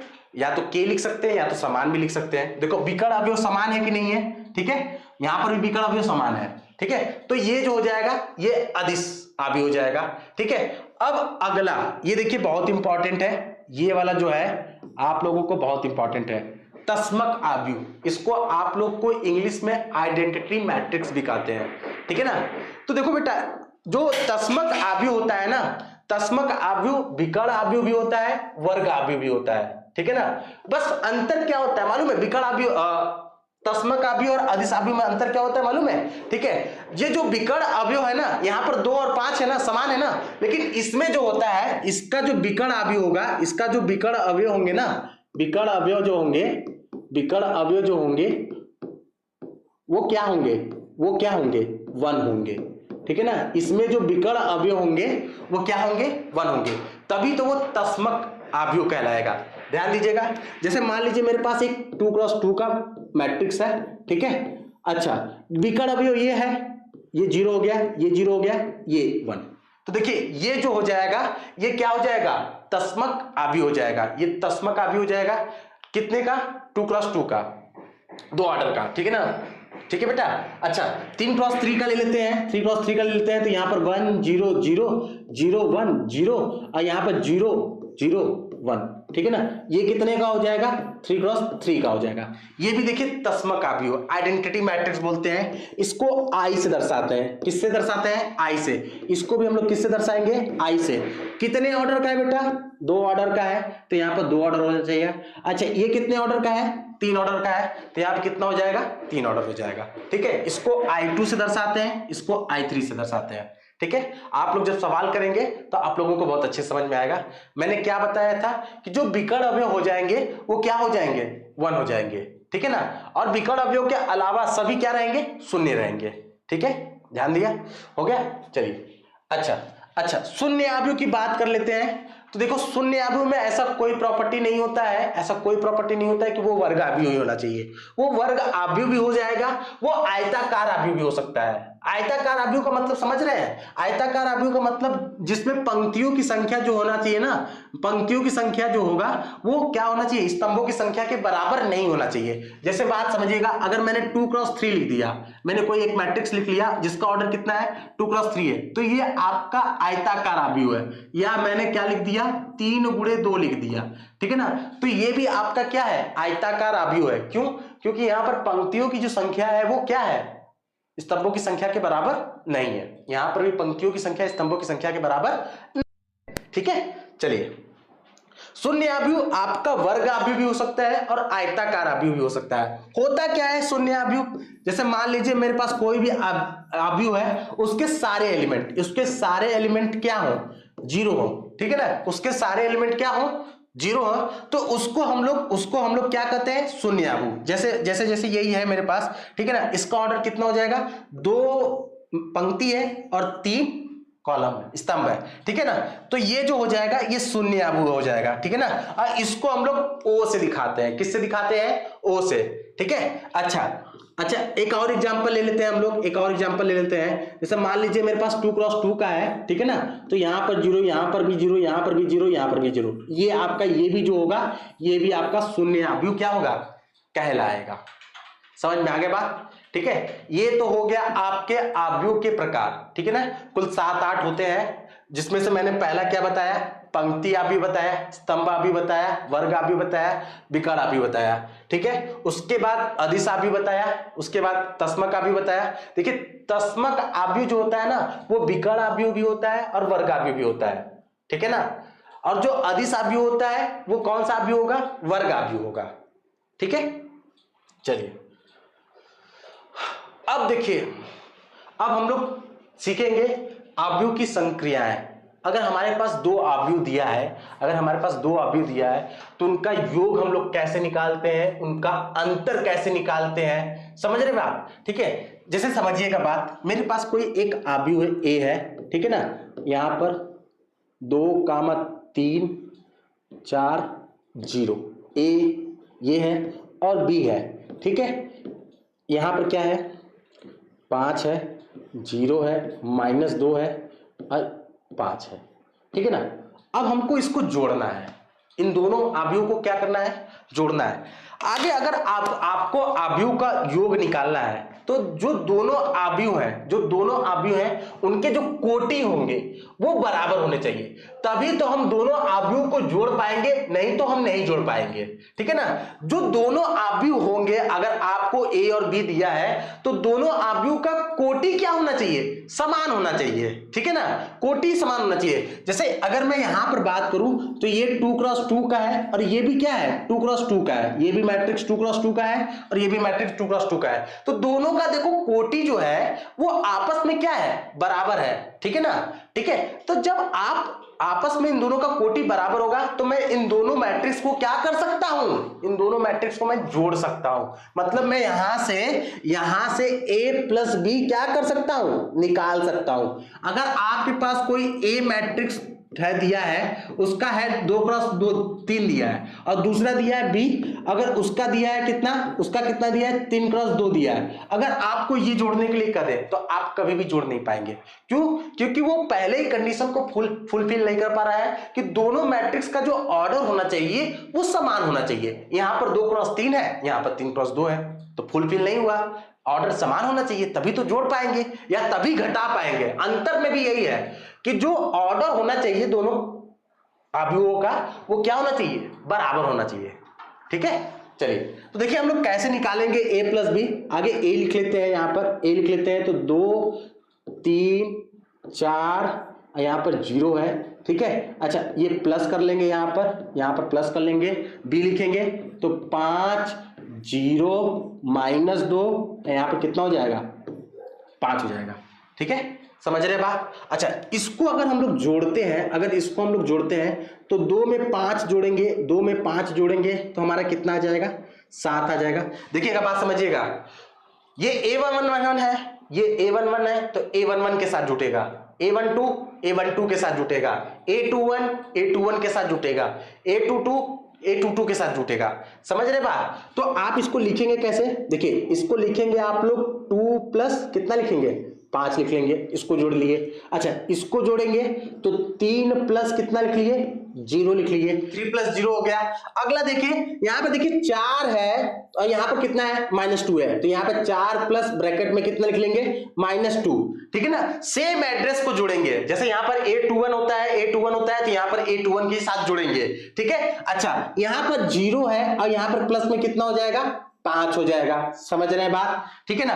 अब इसको हम लोग क्या कर लेंगे, जोड़ लेंगे। क्या आता है देख लीजिए, आप लोग आंसर देख लीजिए, ठीक है। देखिएगा a प्लस बी निकालते हैं हम लोग, a प्लस बी निकालते हैं तो जोड़ेंगे तो क्या लिखेंगे, 2 में अगर मैं 5 जोड़ता हूं तो कितना हो जाएगा 7 हो जाएगा, 3 में अगर मैं 0 जोड़ूंगा तो 3 आ जाएगा। अच्छा 4 देखिए प्लस माइनस माइनस हो जाएगा तो 4 में से 2 घटेगा तो मेरा यहां पर कितना आ जाएगा 2 आ जाएगा। अब 5 में 0 जोड़ूंगा तो कितना आ जाएगा 5 आ जाएगा, ठीक है ना। तो जो नया भी मैट्रिक्स बनेगा उसका ऑर्डर सेम ही रहेगा, वो भी 2x2 ही का ही रहेगा, ये नहीं कि उसका ऑर्डर बदल जाएगा इसमें, ठीक है ना। योग और अंतर में नहीं बदलता है ऑर्डर, ठीक है। समझ रहे बात। तो देखिए यही इसका योग हो जाएगा, दो अवयवों का योग हो जाएगा। अगर मान लीजिए आपको तीसरा मैट्रिक्स दिया है, सी मैट्रिक्स दिया है, ठीक है ना, तो आप उसको भी क्या कर लेंगे जोड़ लेंगे, इसी में क्या कर लेंगे जोड़ लेंगे।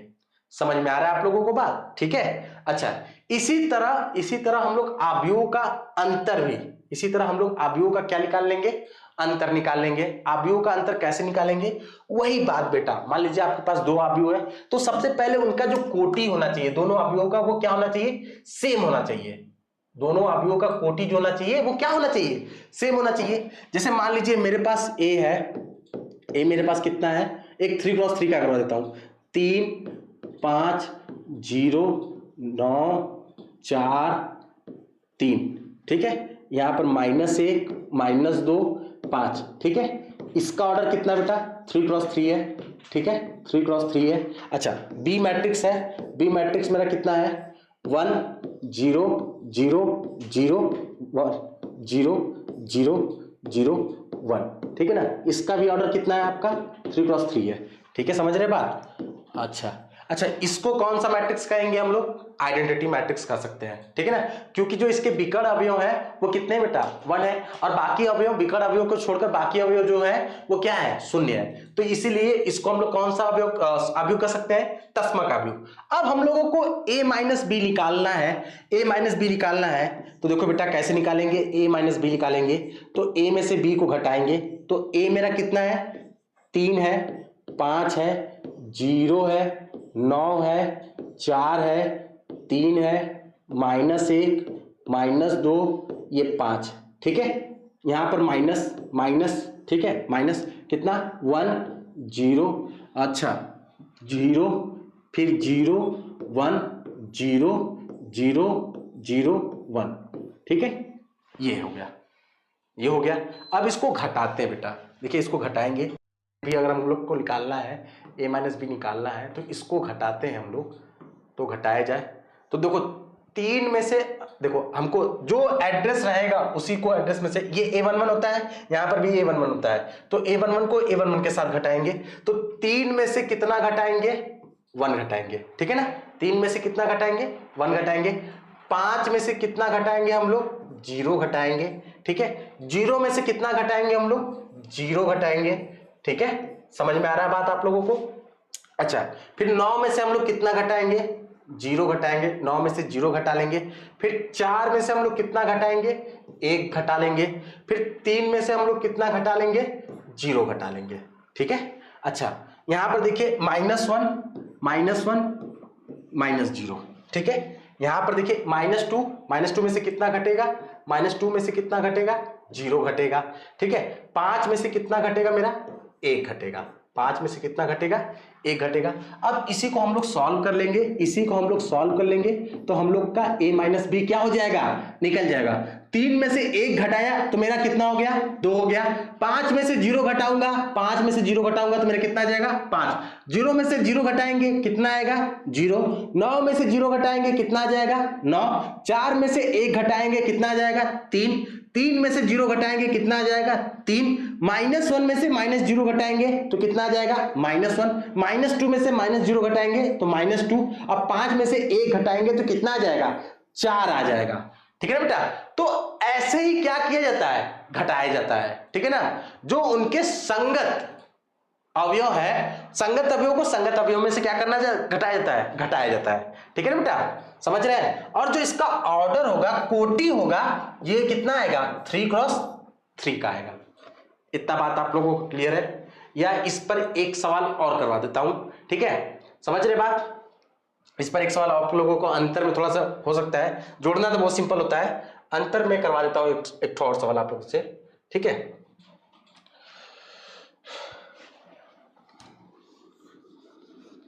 जैसे मान लीजिए मैं ऊपर वाला तो वही रखता हूं, नीचे वाला थोड़ा सा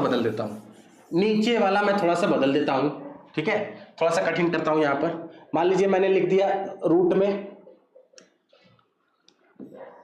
में कितना लिख लिया 5 लिख लिया, यहां पे कितना लिख लिया -4 लिख लिया, यहां पे कितना लिख लिया 2 लिख लिया, ठीक है, यहां पर 3 लिख लिया, यहां पर 3 प्लस रूट में 3 लिख लिया, ठीक है। अच्छा, यहां पर कितना लिख लिया 0 लिख लिया, यहां पर कितना लिख लिया रूट में 2 लिख लिया, अच्छा यहां पर 9, यहां पर भी कितना -5 लिख लिया, ठीक है।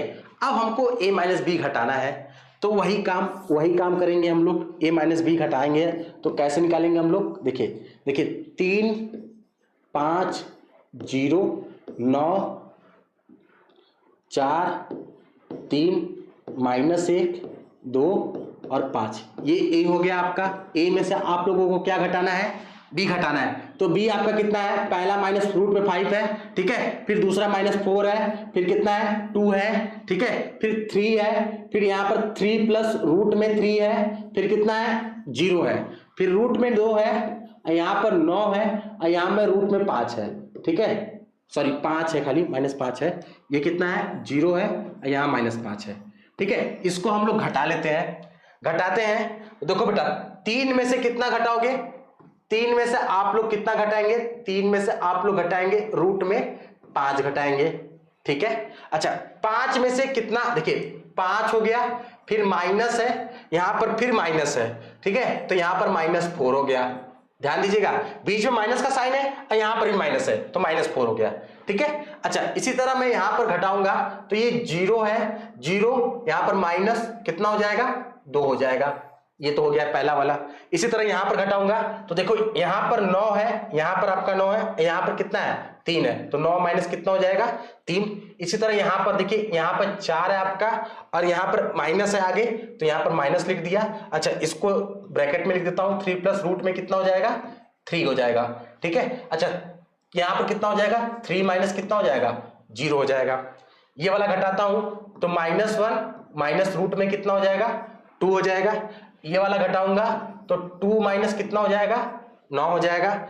ये वाला घटाऊंगा तो 5 माइनस 5। ध्यान दीजिएगा देखिए ये 5 हो गया, फिर माइनस है, फिर यहां पर -5, ठीक है, समझ रहे हैं बात। अच्छा अब अगर हम लोग यहां से a माइनस बी निकालते हैं, अगर हम लोग यहां से a माइनस बी निकालते हैं तो देखिए ये तो घटेगा नहीं, इसी तरह उतर जाएगा, मतलब मैं इसको लिख सकता हूं 3 रूट में 5, उसी तरह उतर गया।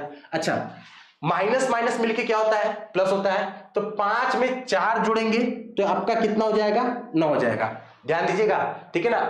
कहेंगे सर आप तो घटा देते, देखो बेटा यहाँ माइनस है यहाँ भी माइनस है, तो माइनस माइनस मिलकर क्या हो जाएगा प्लस हो जाएगा, तो 5 में 4 जुड़ेंगे तो कितना हो जाएगा 9 हो जाएगा, ठीक है। 0 में से अगर हम 2 घटाएंगे तो यहाँ पर आपका कितना जाएगा -2 हो जाएगा। 9 में से -3 घटाएंगे तो आपका कितना हो जाएगा 6 हो जाएगा, ठीक है। अच्छा इसको अगर हम सॉल्व करेंगे तो ये 4, इसको सॉल्व किया तो -3 माइनस रूट में 3, क्यों, क्योंकि बाहर अगर माइनस है तो अंदर के चिन्ह बदल जाएंगे, ठीक है। अच्छा 3 में से अगर 0 घटा रहे हैं, 3 में से अगर 0 घटा रहे हैं तो 3 ही आएगा। अच्छा इसको उसी तरह -1 माइनस रूट में 2 हो जाएगा, ठीक है। अच्छा यहां पर कितना जाएगा माइनस में 7। अच्छा ये माइनस माइनस मिलके प्लस हो जाएगा तो 5 5 मिलके क्या हो जाएगा +2 हो जाएगा। और 4 में से अगर आप 3 घटाते हैं, 4 में से अगर आप 3 घटाएंगे तो 1 माइनस कितना हो जाएगा रूट में 3 हो जाएगा। तो ऐसे घटाया जाता है, किन्हीं दो अवयवों को क्या किया जाता है ऐसे घटाया जाता है। सबसे पहली बात उनका दोनों अवयवों का कोटि समान होना चाहिए और जो आएगा जो रिजल्ट आएगा वो भी सेम कोटि का आएगा। अगर ये 3x3 का है दोनों अवयव तो उसका भी जो कोटि आएगा वो कितना ही आएगा 3x3 का आएगा, ठीक है, समझ रहे हैं। देखिए अब हम लोग को क्या पढ़ना है अवयव का किसी सदिश से गुणा। सदिश नहीं बेटा यहाँ पर होगा अदिश, ठीक है ना, अदिश से गुणा, किसी अदिश से गुणा, ठीक है, ये आपका अदिश लिखा है, ठीक है बेटा, अदिश से गुणा, ठीक है। तो समझिएगा बात, जैसे मान लीजिए मेरे पास कोई अवयव है, मेरे पास कोई भी अवयव है, ठीक है, मान लीजिए मेरे पास उसकी जो कोटि है, मान लीजिए कोई एक अवयव a है, ठीक है ना, उसकी कोटि जो है वो 2x2 की है और जो उसके अवयव है, जो उसके अवयव है, भैया देखिएगा बात समझिएगा, अगर ये इसकी कोटि 2x2 की है तो इसमें अवयव की संख्या कितनी होगी 4 होंगी, ठीक है ना। तो मान लीजिए मैं कुछ भी लिख लेता हूं, मान लीजिए मैंने लिख लिया 2 -1 और यहां पर लिख लिया 5 लिख लिया, ठीक है ना। अदिश, अदिश का मतलब क्या होता है, अदिश का मतलब कोई भी चर से हम लोग इसमें क्या कर सकते हैं गुणा कर सकते हैं, ठीक है ना बेटा। जैसे हमको 2a निकालना है, 2a, देखिए यहां पर जो a है वो तो अवयव है आपका और जो 2 है ये आपका अदिश है, ये आपका क्या है अदिश है। अगर हमको 2 से गुणा करेंगे अगर a में तो देखिए 2 से गुणा करते हैं, 2 से गुणा करते हैं तो 2, फिर यहां पर लिखेंगे 2 -1 और ये 5 हो गया, ठीक है ना बेटा, समझ रहे हैं। हमको 2a निकालना है तो यहां पर देखिए 2 और ये a पूरा लिख दिया मैंने, ठीक है। अब देखिए अगर किसी अदिश से अवयव में गुणा होता है तो ये जो अदिश संख्या है ना, ये जो संख्या है ना, इसका चारों में, ठीक है ना, जितने भी तत्व होंगे उस मैट्रिक्स में, जितने भी एलिमेंट होंगे उन सब में उसका मल्टीप्लिकेशन होगा, समझ रहे हैं बात, ठीक है। जैसे जैसे देखिए बात समझिएगा, इस 2 का ना इसमें भी मल्टीप्लिकेशन होगा, इस 2 का इसमें मल्टीप्लिकेशन होगा, इस 2 का इसमें मल्टीप्लिकेशन होगा और इसी 2 का इसमें मल्टीप्लिकेशन होगा, ठीक है ना। तो हम लोग अगर गुणा करते हैं तो 2 2 जा ऐसे लिख लेते हैं, 2 × 2 होगा, ठीक है। फिर यहां पर लिखेंगे तो 2 × कितना हो जाएगा मेरे भैया -1 हो जाएगा। फिर यहां पर 2 × यहां पर भी कितना हो जाएगा -1 हो जाएगा, ठीक है। अच्छा फिर यहां यहां पर अगर आप लिखेंगे तो 2 इंटू कितना लिख लेंगे मेरे भाई, 5 लिख लेंगे। ठीक है, ये देखिए ये आपका किसका मान हो गया, 2a का मान हो गया। ठीक है, अगर हम इसी को सॉल्व कर लेते हैं, इसी को सॉल्व कर लेंगे, 2a को सॉल्व कर लेंगे तो देखिए भैया कितना आ रहा है मेरा, 2 दूना के 4 आ गया। ठीक है, 2 का -1 में गुणा करेंगे तो -2 आ जाएगा। यहां पर 2 का -1 में गुणा करेंगे तो यहां पर -2 का गुणा -2 आ जाएगा, -2 है बेटा। ठीक है, और 2 बचे 10 हो जाएगा। तो बात समझिए मेरा बेटा, ठीक है ना, अगर आप किसी अदिश से गुणा कर रहे हैं, किसी आव्यूह में, किसी अदिश से आप क्या कर रहे हैं, किसी आव्यूह में गुणा कर रहे हैं, तो उस अदिश का उस आव्यूह के सारे एलिमेंट से गुणा होगा। ठीक है, अगर मान लीजिए आपके पास यही a है, यही a है, और आपसे कह दिया कि सर 5a निकालिए, 5a निकालिए, तो आप देखिए a है तो 5 से सब में ये जो सारे एलिमेंट है इन सब में आपको गुणा करना पड़ेगा। ठीक है, तभी तो आप 5 पे निकालेंगे। ठीक है, 5 पे निकलेगा कैसे, आगे यहां पर आप 5 लिख देंगे, और a जो आपका है, a जो आपका है, आपका a क्या है बेटा, 2 है, -1 है, -1 है, और यहां पर 5 है। ठीक है ना, तो अब देखिए 5 का सभी एलिमेंट में गुणा होगा, सभी एलिमेंट में गुणा होगा, तो यहां पर मैं कितना लिख दूंगा, 2 गुणे 5, फिर यहां पर लिखूंगा 5 गुणे कितना, -1, फिर यहां पर कितना लिख लूंगा, 5 गुणे कितना लिख लूंगा, -1। ठीक है, और यहां पर 5 गुणे 5 लिख लूंगा। अब इसको मैं सॉल्व करूंगा, इसको मैं सॉल्व करूंगा तो 2 पचे कितना हो जाएगा, 10, 5 में -1 का गुणा करूंगा तो -5, यहां पर -5, और यहां 5 पचे 25 हो जाएगा। तो ये जो हो जाएगा आपका किसका मान आ जाएगा, 5a का मान आ जाएगा। समझ रहे हैं बात, अगर आपको किसी अदिश से आव्यूह में गुणा करना है तो जो भी अदिश मतलब जो संख्या होगा वो उस आव्यूह के सारे एलिमेंट में उसका गुणा होगा। ठीक है बेटा, समझ रहे हैं, ये तो बात हो गया आपका अदिश से गुणा। ठीक है ना, अब हम लोग अगला जो है, अगला जो टॉपिक है हम लोग उस पर चर्चा करेंगे कि अगर 2 आव्यूह है उसके गुणनफल की चर्चा करेंगे। ठीक है, अगला जो मेरा टॉपिक है बेटा, 2 आव्यूह का गुणनफल। मान लीजिए, बात समझिएगा, ठीक है ना, जैसे बात समझिएगा, जैसे वहां पर था, ठीक है, वहां पर ये था कि मान लीजिए किसी अदिश से आप गुणा कर रहे हैं तो आपको वहां कोटि से नहीं मतलब है। लेकिन अगर आप 2 आव्यूह, ठीक है बेटा, a कोई आव्यूह है, ठीक है, जिसका कोटि मान लेते हैं m क्रॉस n है। ठीक है, अच्छा b कोई एक आव्यूह है जिसका कोटि क्या है बेटा, p क्रॉस क्या है, q है। ठीक है ना, m जो होता है वो किसको दर्शाता है, पंक्ति को दर्शाता है। ठीक है ना बेटा, और n जो हो जाएगा वो किसको दर्शाएगा, स्तंभ को दर्शाएगा। ये सब लोगों को पता है। यहां पर भी p जो होगा वो पंक्ति को दर्शाएगा। ठीक है बेटा, और यहां पर जो q होगा ये किसको दर्शाया करेगा, स्तंभ को दर्शाएगा। समझ रहे हैं, ठीक है, समझ रहे हैं। तो 2 आव्यूह का गुणनफल कब संभव होगा, कब हम क्या मतलब कैसे ही 2 आव्यूह का गुणनफल कर सकते हैं, नहीं, उसके लिए एक कंडीशन होता है। कंडीशन क्या होता है बेटा, ध्यान से सुनिएगा, ध्यान से सुनिएगा। अगर आप लोगों को ए बी निकालना है, क्या निकालना है, ए बी निकालना है, ठीक है, तो ए बी का ये मतलब होगा, ये मतलब अगर ए बी निकालना है तो ए का जो स्तंभ होगा, ए का जो स्तंभ होगा वो बी के पंक्ति के बराबर होना चाहिए। मतलब ये समझिएगा, अगर आप लोगों को ए बी निकालना है, 2 आव्यूह का गुणनफल ए बी निकालना है, तो जो ए बी का ए का जो स्तंभ होगा, ए का स्तंभ जो होना चाहिए वो क्या होना चाहिए, पी के ये जो बी का जो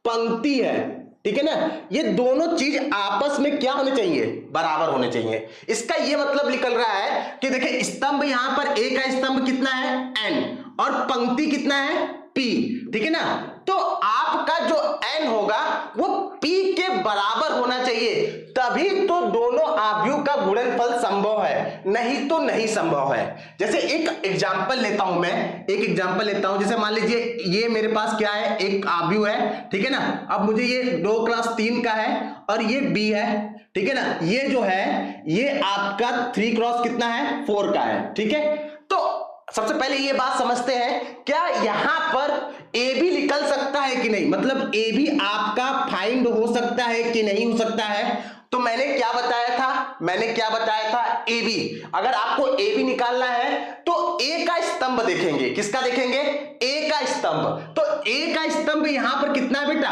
3 है, और बी का पंक्ति देखेंगे, और बी का पंक्ति क्या है बेटा, 3 है। मतलब ए का स्तंभ जो है बी के पंक्ति के बराबर है, बी के पंक्ति के बराबर है। तो इसका ये मतलब होगा कि हम ये दोनों आव्यूह का गुणा क्या कर सकते हैं, कर सकते हैं। ठीक है, समझ रहे हैं बात, ठीक है।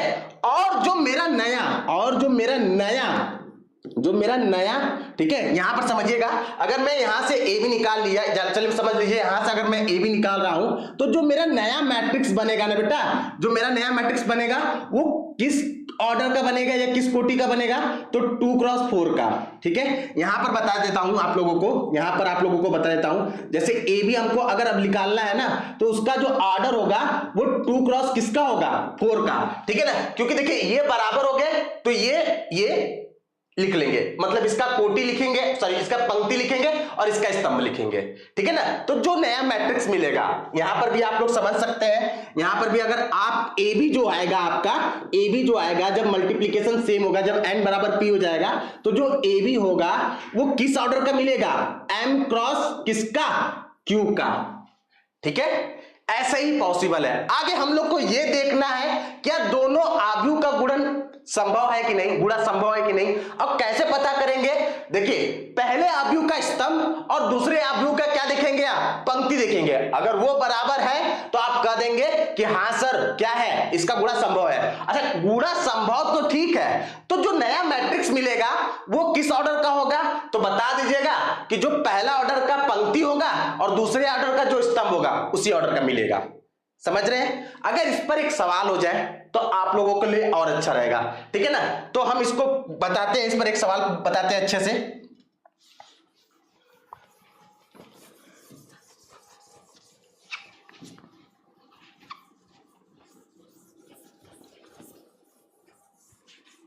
ध्यान दीजिएगा बेटा, जैसे मान लीजिए मेरे पास एक आव्यूह है, ठीक है ना, आव्यूह क्या है, ए है। ठीक है, इसका जो है, इसका ऑर्डर जो है 2 × 3 है। 2 × 3 का मतलब क्या होगा, 2 × 3 का मतलब क्या हो सकता है कि इसकी पंक्तियों की संख्या कितनी होगी, 2 होगी, और स्तंभों की संख्या कितनी होगी, 3 होगी। ठीक है ना बेटा, तो हम देखो बात समझना, मान लो मैंने यहां पर 2 लिख लिया, यहां पर -1 लिखा, यहां पर 1 लिखा, यहां पर 0 लिख लिया, यहां पर -2 लिख लिया, यहां पर कितना लिख लिया, और 3 लिख लिया। ठीक है, ये ए आव्यूह है, और एक बी आव्यूह भी मैं ले लेता हूं, बी आव्यूह भी ले लेता हूं, क्या, किस ऑर्डर का, 3x1 का। 3x1 का मतलब इसमें पंक्ति 3 होगा और कॉलम कितने होंगे, 1 होंगे, मतलब स्तंभ 1 होगा। ठीक है ना, पंक्ति 3 होगा। देखिएगा बात समझिएगा, मान लीजिए मैं यहां पर -1 ले लेता हूं, यहां पर 1 ले लेता हूं, यहां पर कितना ले लिया, 2 ले लिया। ठीक है, अब हम लोग ये देखेंगे क्या इन दोनों आव्यूह का गुणा संभव है कि नहीं है। ठीक है, तो मैंने क्या बताया था बेटा, मैंने क्या बताया था कि अगर आप लोगों को देखना है कि दो आव्यूह का गुणा संभव है कि नहीं, ठीक है ना, अगर हम ए भी निकाल सकते हैं कि नहीं निकाल सकते हैं इसका, तो बहुत सिंपल है बेटा। आप क्या देखेंगे, ए का स्तंभ देखेंगे, ए का क्या देखेंगे, स्तंभ देखेंगे, और बी का पंक्ति देखेंगे, बी का पंक्ति देखेंगे। ठीक है ना, तो ए का स्तंभ देखेंगे और बी का पंक्ति देखेंगे।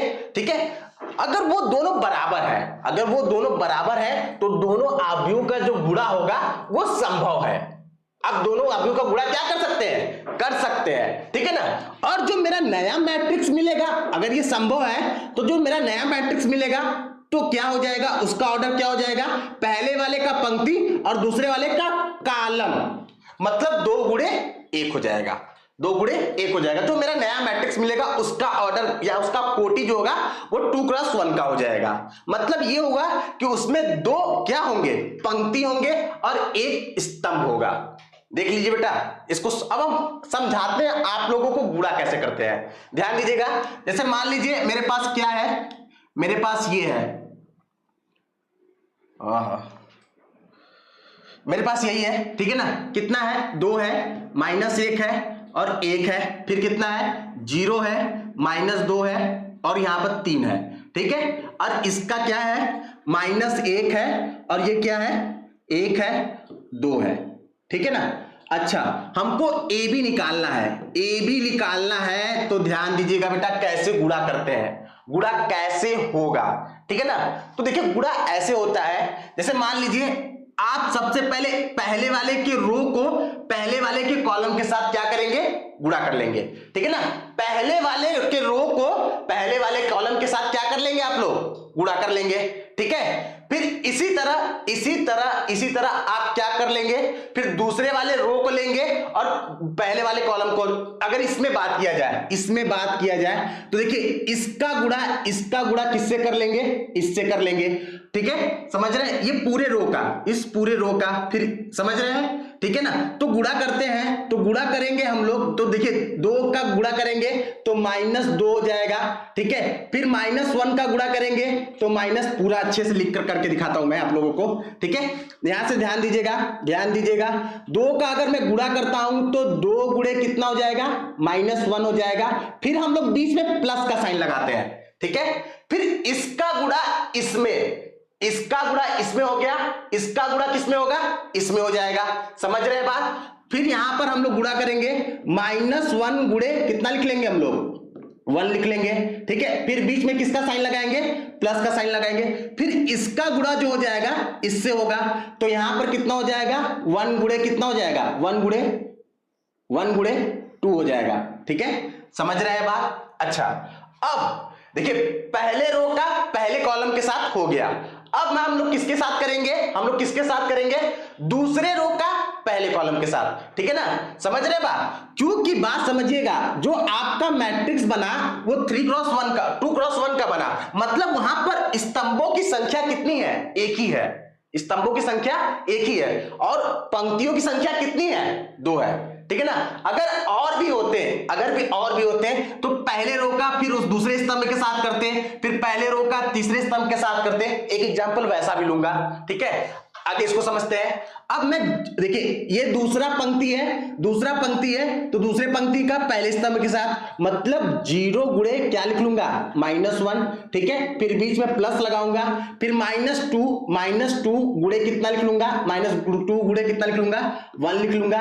फिर प्लस में 3 गुणे कितना लिख लूंगा, 2 लिख लूंगा, ठीक है। इसको अगर मैं सॉल्व करूंगा तो ए बी मेरा कितना आ जाएगा, सॉल्व करते हैं। देखिए यहां पर -2 हो जाएगा, फिर यहां पर कितना हो जाएगा, -1 हो जाएगा और यहां पर प्लस में 2 हो जाएगा, ठीक है। समझ रहे हैं। अच्छा, 0 का गुणा माइनस में करूंगा, -1 में तो 0 आ जाएगा, फिर यहां +-2 हो जाएगा और यहां पर 3 दूना के कितना हो जाएगा, 6 हो जाएगा। ये 2 से 2 कट जाएगा तो मेरा कितना आ जाएगा, -1 और नीचे कितना हो जाएगा, 4 आ जाएगा, ठीक है ना। जो मेरा ए बी होगा वो आपका क्या हो जाएगा, -1 4, इसमें जो पंक्तियों की संख्या होगी वो 2 होगी और स्तंभों की संख्या कितनी होगी, 1 होगी, ठीक है। समझ रहे बात, ऐसे ही गुणा किया जाता है, ठीक है। एक थोड़ा सा अच्छा सवाल लेकर मैं करवा देता हूं, ठीक है ना। ये तो सिंपल सा था, एक तो और अच्छे सवाल ले लेता हूं। मान लीजिए मेरे पास ए है, ठीक है, ए है 2x2 का है, किसका है, 2x2 का है, ठीक है, 2x2 का है। इसमें एलिमेंट की संख्या कितनी है, 1 है, 3 है, 5 है, 6 है, ठीक है। और बी जो है वो आपका किसका है, 2x3 का है, 2x3 का है, ठीक है, 2x3 का है। तो इसका क्या है, 1 3 2 0 1 0, ठीक है। ये है, मतलब इसमें देखो पंक्तियों की संख्या कितनी है, 2 है और स्तंभों की संख्या कितनी है, 3 है। तो सबसे पहले तो ये देखेंगे कि क्या इन दोनों का गुणा संभव है कि नहीं। तो देखो बेटा, पहले का स्तंभ हमको अगर ए बी फाइंड करना है, हमको ए बी निकालना है, ठीक है ना। तो जो पहले का स्तंभ और दूसरे का क्या, पंक्ति आपस में क्या होने चाहिए, बराबर होने चाहिए। तो सही बात है, देखिए यहां पर भी 2 है, यहां पर भी 2 है, तो ये दोनों आपस में क्या है, बराबर है। तो मेरा जो नया जो मेरा मैट्रिक्स मिलेगा वो किस ऑर्डर का मिलेगा, आपको मिलेगा यहां से 2 उठा लीजिए, ठीक है। जो बचा है 2 गुणे कितना, 3 ऑर्डर का मिलेगा, मतलब उसमें 2 पंक्ति होंगे और 3 स्तंभ होंगे, ठीक है। अब इसका बात समझिएगा, इसको समझिएगा, इसका गुणा कैसे किया जाए, ध्यान दीजिएगा। जैसे मेरे पास ए है, ए मेरा कितना था बेटा, ए भी निकालना है हमको, ए भी निकालना है। तो ए मेरा कितना था, देखिए 1 है, 3 है, फिर 5 है, फिर कितना है 6 है, ठीक है। उसका गुणा किससे करना है मुझे, 1 3 2 0 1 0, इसका हम लोग का गुणा करना है ना, इसको हम लोग का गुणा करना है। तो हम लोग गुणा करते हैं इसका गुणा करते हैं। देखिए कैसे गुणा करते हैं, आप लोग पहले पंक्ति पकड़ेंगे, पहला पंक्ति का पहले स्तंभ के साथ, दूसरे वाले में ना, पहले पंक्ति को, ये पहला जो पंक्ति है, ये पहला पंक्ति है, ठीक है, इसका आप गुणा किसमें करेंगे, पहले स्तंभ में। फिर इसी पहले पंक्ति को किसमें गुणा करेंगे, दूसरे स्तंभ में। फिर इसी पहले पंक्ति को किसमें गुणा करेंगे, तीसरे स्तंभ में, ठीक है, समझ रहे हैं। तो देखिए बात समझिएगा, अच्छा समझिएगा, अगर आपको 2x3 मिल रहा है, 2x3 मिल रहा है, तो इसका ये मतलब होगा यहां पर A11 होगा, यहां पर क्या होगा A12 होगा, यहां पर क्या होगा A13 होगा, ठीक है, समझ रहे हैं। और यहां पर क्या होगा A21 होगा, यहां पर क्या होगा A22 होगा, और यहां पर क्या होगा A23 होगा, ठीक है ना। यही तो एलिमेंट होगा, यही तो एलिमेंट का एड्रेस होगा। तो देखिए यहां पर इसका मतलब क्या हो रहा है, A11 का मतलब क्या हो रहा है कि पहला पंक्ति का पहले स्तंभ के साथ गुणा होना, ठीक है ना। तो देखिए गुणा करते हैं, तो 1 का गुणा 1 में, 1 गुणे 1 हो गया, फिर बीच में प्लस का साइन लगाते हैं, और 3 का गुणा किस में कर लेंगे हम लोग, 0 में कर लेंगे, ठीक है, समझ में आ रहा बात। फिर इसी तरह देखिए अब हम लोग को A12 चाहिए, तो पहला पंक्ति दूसरा स्तंभ, तो पहला पंक्ति दूसरा स्तंभ मतलब यहां पर हो जाएगा 3 गुणे 1, और यहां पर कितना हो जाएगा फिर प्लस 3 गुणे 1, समझ में आ रहा बात, ठीक है। अब देखिए A13 हमको चाहिए, A13 चाहिए, तो मतलब यही कि पहला पंक्ति का गुणा किसके साथ होगा, तीसरे स्तंभ के साथ, ठीक है ना। तो देखिए यहां पर आप 1 गुणे 2 लिख लीजिए, फिर बीच में प्लस का साइन लगाइए, फिर 3 गुणे कितना लिख लीजिए 0, ये हो गया, ठीक है, ये तो हो गया। अब यहां पर देखिए A21 है, तो इसका ये मतलब हुआ कि दूसरे पंक्ति का, अब ये दूसरा जो पंक्ति है, ये दूसरा पंक्ति है ना बेटा, इसका पहले स्तंभ के साथ होगा, ठीक है ना। तो देखो 5 गुणे 1 5, दूसरे पंक्ति का पहले स्तंभ के साथ, फिर दूसरे पंक्ति का दूसरे स्तंभ के साथ, फिर दूसरे पंक्ति का तीसरे स्तंभ के साथ, ठीक है।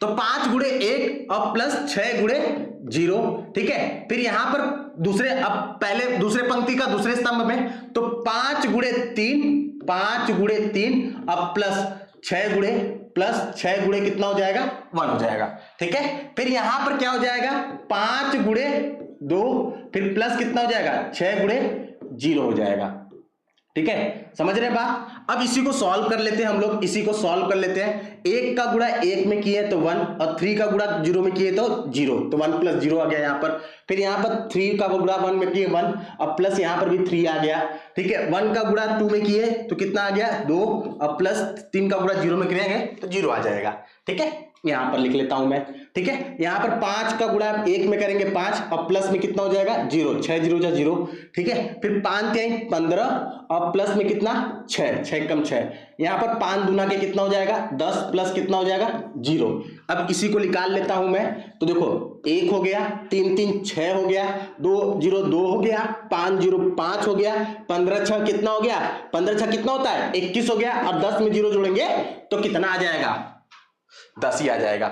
तो देखिए बेटा, देखिए हमारा ए भी निकल गया कि नहीं, और ए भी निकला तो उसका कोटि क्या था 2 गुणे 3, मतलब उसमें पंक्तियों की संख्या कितनी थी 2 थी, और स्तंभों की संख्या क्या थी 3 थी। देख लीजिए जैसा मैंने बताया वैसे ही आया, समझ में आ रहा बात। इसी तरह आप क्या करेंगे, 2 अवयवों का गुणन करेंगे, ठीक है ना। अगर मान लीजिए आपसे ए भी पूछा था तो सही है, अगर बी ए पूछता, क्या पूछता आपसे बी ए पूछता, ठीक है ना। तो बी ए पूछता बेटा, तो बी ए देखो क्या है, बी ए का ऑर्डर आपका क्या है, बी ए का ऑर्डर है 2 गुणे 3 है, ठीक है। और ए बी का ऑर्डर कितना है, ए बी का ऑर्डर कितना है, ए बी का ऑर्डर आपका 2 गुणे 2 है, ठीक है ना, 2 गुणे 2 है। ठीक है। अगर बीए पूछता तो क्या बीए पॉसिबल है कि नहीं, बीए पॉसिबल है कि नहीं, तो बेटा बीए नहीं पॉसिबल होगा। क्यों? क्योंकि देखो बेटा यहां स्तंभ कितना है, 3 है, पहले का स्तंभ कितना है, 3 है, और दूसरे का स्तंभ कितना है, 2 है, तो ये बराबर है। जब बराबर ही नहीं है, एक का 3 है दूसरे का 2 है, जब बराबर ही नहीं है तो वो दोनों का गुणा पॉसिबल हो ही नहीं सकता, दोनों अवयव का गुणा पॉसिबल हो ही नहीं सकता, ठीक है ना बेटा।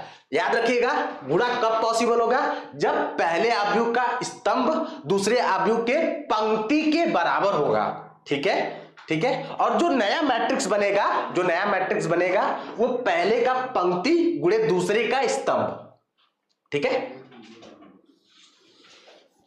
ये आपका हो गया, ठीक है, ये भी देखिए हो गया। अब हम लोग पढ़ेंगे अवयव का परिवर्त पढ़ेंगे, ठीक है। अगला जो मेरा हम लोग का है वो हम लोग पढ़ेंगे अवयव का परिवर्त।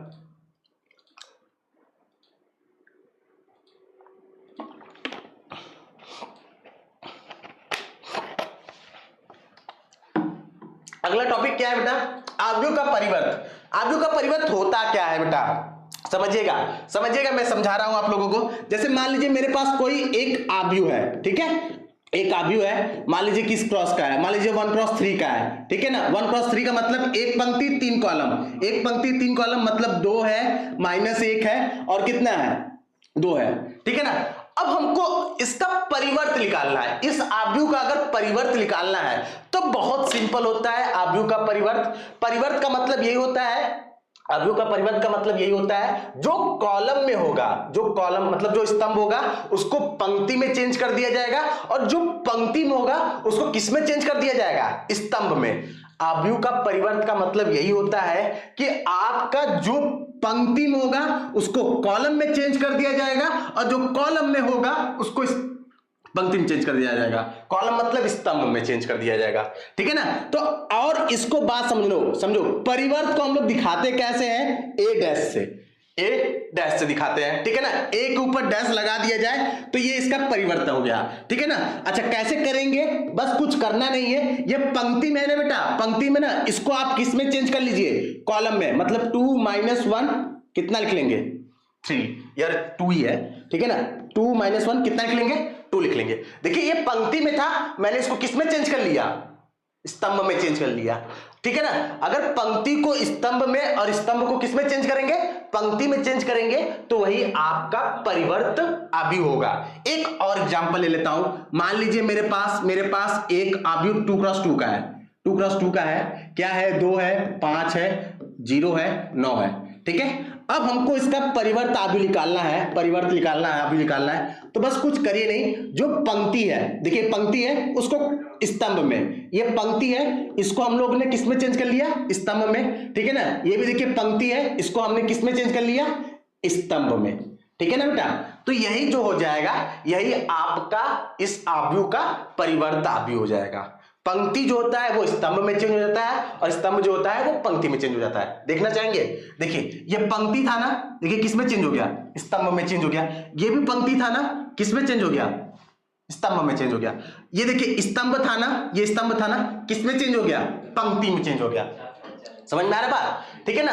अच्छा एक बात और याद रखिएगा, अगर आप किसी अवयव का ट्रांसपोज करते हैं तो क्या वो उसका जो कोटि होगा उसी अवयव के कोटि के बराबर होगा, ऐसा बिल्कुल नहीं है बेटा, उसका कोटि तुरंत बदल जाएगा, ठीक है ना। जैसे यहां पर देखिए इसका कोटि कितना था, इस अवयव का कोटि कितना था, 1 × 3 था, 1 × 3 था, ठीक है ना।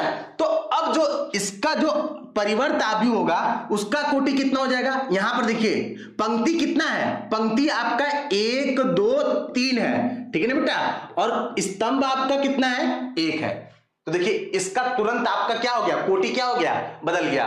मतलब समझिएगा जो पंक्ति होगा वो स्तंभ में चेंज हो जाएगा, और जो स्तंभ होगा वो किस में चेंज हो जाएगा, पंक्ति में, ठीक है ना। अगर आपके पास कोई मान लीजिए 3 × 4 का एक मैट्रिक्स है, अब उसका आपको परिवर्त निकालना है और उसका कोटि पूछ दिया, तो कुछ बताना नहीं, बस आप उसको चेंज कर लीजिए, जो स्तंभ है उसको पंक्ति कर लीजिए, और जो पंक्ति है उसको आप क्या कर लीजिए, स्तंभ कर लीजिए, ठीक है ना।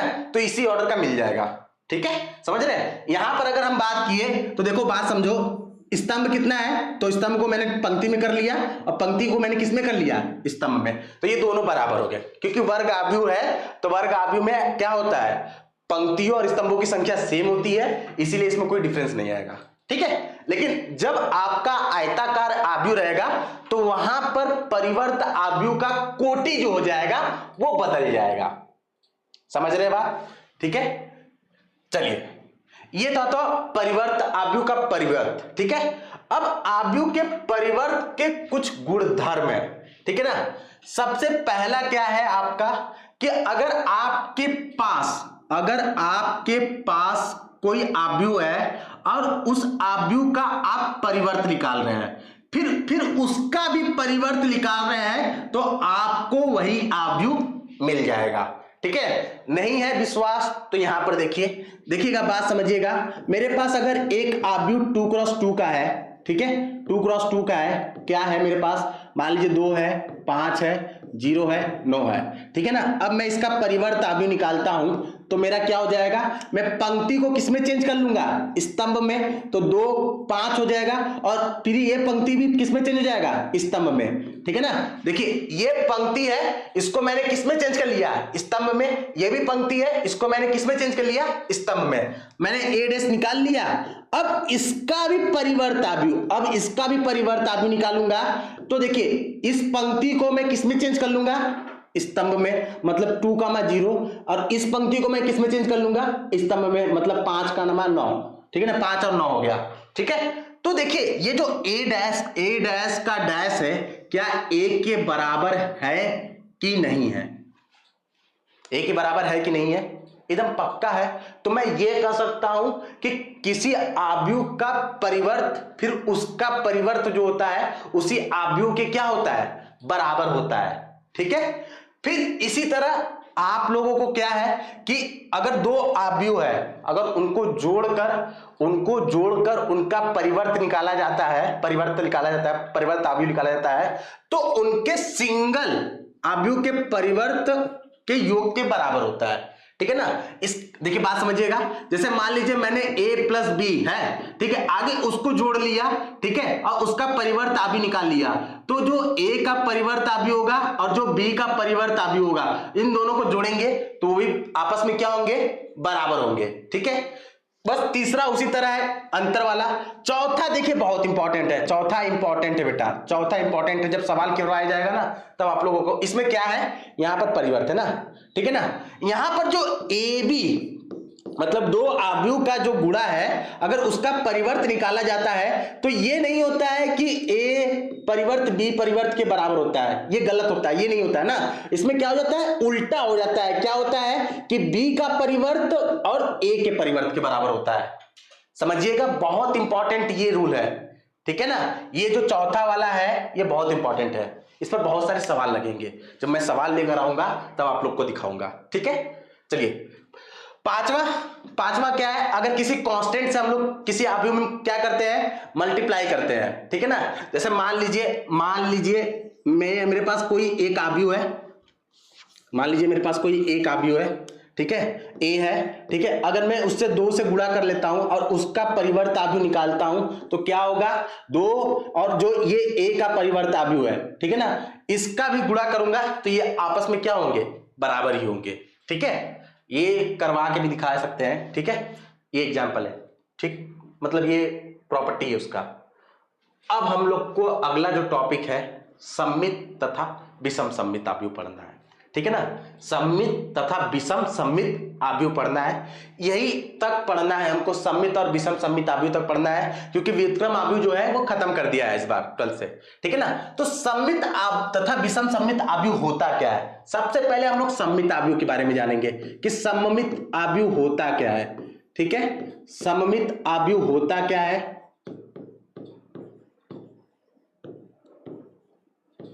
सममित आव्यूह होता क्या है। जैसे मान लीजिए आपके पास कोई एक आव्यूह है, ठीक है ना, कोई आपके पास एक आव्यूह है, अगर आप उसका परिवर्त आव्यूह निकालते हैं और आपको वही आव्यूह मिल जाए, ठीक है ना। अगर सममित आव्यूह होता क्या है, अगर किसी आव्यूह का परिवर्त आव्यूह अगर आप निकाल रहे हैं और आपको वही आव्यूह क्या कर दे, वो दे दे, तो उसी को आप कहते हैं सममित आव्यूह कहते हैं। उस आव्यूह को क्या कहते हैं, सममित आव्यूह कहते हैं। समझ रहे बात, समझिएगा। जैसे मैं एक एग्जांपल लेता हूं, मेरे पास ए है, ए कोई एक आव्यूह है, ठीक है ना। मैं यहां पर 2x2 का भी लूंगा, 2x3 का भी लूंगा, सब लूंगा, आप लोगों को समझाऊंगा, ठीक है। मान लीजिए आपके पास एक आव्यूह है, क्या है, 2 है, 3 है, यहां पर क्या है, 3 है, यहां पर 9 है, ठीक है ना। समझ रहे बात, ठीक है ना। ये किसका है, ये 2x2 का एक आव्यूह है, ठीक है। अगर मैं इस आव्यूह का अगर मैं परिवर्त निकालता हूं, ठीक है ना, परिवर्त आव्यूह निकालता हूं और वो ए के बराबर आ जाए, तो हम कह देंगे कि सर ये जो होगा ये सममित आव्यूह होगा। ये क्या होगा, सममित आव्यूह होगा, ठीक है ना। तो देखिए अगर मैं यहां पर ए का परिवर्त आव्यूह निकालता हूं तो मुझे क्या करना होता है, परिवर्त आव्यूह में पंक्ति को स्तंभ में चेंज करना होता है और स्तंभ को किस में चेंज करना होता है, पंक्ति में चेंज करना होता है। तो मैं यहां पर कितना लिख दूंगा, 2 3, देखो पंक्ति को मैंने किस में चेंज कर लिया, स्तंभ में, ये फिर पंक्ति है, इसको मैं किस में चेंज कर लूंगा, स्तंभ में, ठीक है ना। तो देखो बेटा, ये जो ए का परिवर्त आव्यूह निकाला हूं, क्या वो ए के बराबर है कि नहीं है। तो मैं ये कह सकता हूं कि सर जो ए का जो परिवर्त आव्यूह है वो ए के बराबर है। तो इसका ये मतलब हुआ, ये जो ए है ये आपका सममित आव्यूह है, ये आपका सममित आव्यूह है, ठीक है। क्यों, क्योंकि किसी आव्यूह का परिवर्त आव्यूह निकालने के बाद अगर आपको वही आव्यूह मिल जाए तो उसको हम लोग कहते हैं परिवर्त आव्यूह कहते हैं, सॉरी सममित आव्यूह कहते हैं, ठीक है। समझ रहे हैं बात। एक एग्जांपल और हो जाए इसका, और एक बात समझिएगा, सममित आव्यूह और असममित आव्यूह ये दोनों वर्ग आव्यूह के ही निकलते हैं, ठीक है ना। आयताकार आव्यूह के कभी नहीं निकल सकते हैं, ठीक है। समझ रहे हैं बात, आपका किसका निकलेगा, वर्ग आव्यूह का, ठीक है। समझ रहे, अच्छा बात समझिएगा। एक और एग्जांपल ले लेता हूं, मान लीजिए मेरे पास ए है, क्या है, ए 3x3 का ले रहा हूं ना। देखिएगा 3x3 का, यहां पर 1 है, यहां पर -1 है, यहां पर 5 है, ठीक है। फिर यहां पर 1 है, यहां पर 2 है, यहां पर -3 है, यहां पर 5 है, यहां पर -3 है, यहां पर 9 है, ठीक है। ये मेरा 3x3 का एक आव्यूह है। अब अगर मैं इसका परिवर्त आव्यूह निकालता हूं, अगर मैं इसका क्या निकालता हूं, परिवर्त आव्यूह निकालता हूं, तो क्या देखता हूं कि उसी के बराबर हो रहा है कि नहीं, उसी आव्यूह के बराबर हो रहा है कि नहीं हो पा रहा है, ठीक है ना।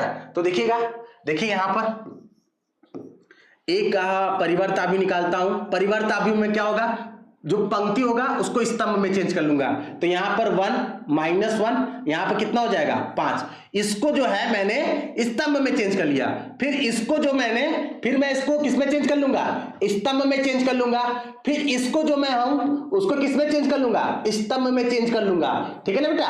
तो देखो समझिए, अब ये देखो, जब मैंने इसका परिवर्त आव्यूह निकाल लिया, जब मैंने इसका परिवर्त आव्यूह निकाल लिया, इसका परिवर्त आव्यूह निकाल लिया, तो देखो क्या उसी आव्यूह के बराबर है कि नहीं है। अगर उसी आव्यूह के बराबर है तो मैं ये कह सकता हूं कि सर ये जो आव्यूह होगा वो सममित आव्यूह होगा। कौन सा आव्यूह होगा, सममित आव्यूह होगा। समझ में आ रहा है बात आप लोगों को, ठीक है। चलिए अगला टॉपिक हम लोग शुरू करते हैं, विषम सममित आव्यूह, ठीक है। देखिए विषम सममित आव्यूह में होता क्या है, विषम सममित आव्यूह, विषम सममित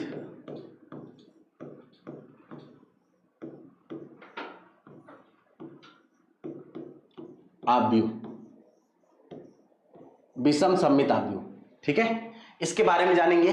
देखिए ये भी सेम उसी तरह है, बस इसमें थोड़ा सा अंतर है कि अगर आपके पास कोई आव्यूह है और उसका आप परिवर्त निकाल रहे हैं, ठीक है ना, आप उसका क्या निकाल रहे हैं, परिवर्त निकाल रहे हैं, तो अगर आपको वही आव्यूह मिले लेकिन ऋणात्मक साइन के साथ, किसके साथ, ऋणात्मक साइन के साथ। मैं कहना क्या चाह रहा हूं, मैं यही कहना चाह रहा हूं कि आपके पास कोई एक आव्यूह है, अगर आप उसका परिवर्त आव्यूह निकालें, ठीक है ना, और आपको वही आव्यूह मिले, बस किसके साथ, माइनस के साथ, तो ये जो आव्यूह होगा ना, वो जो आव्यूह होगा ना, वो विषम सममित आव्यूह होगा। ठीक है बेटा, समझिए। एक एग्जांपल से मैं आप लोगों को समझाता हूं। जैसे मेरे पास मान लीजिए ए है, मैं आगे सबसे पहले 2x2 का ही ले लेता हूं, 2x2 का ले लेता हूं। 2x2 का क्या ले लिया, 0 ले लिया, -2 ले लिया, 2 ले लिया, 0 ले लिया। ठीक है ना।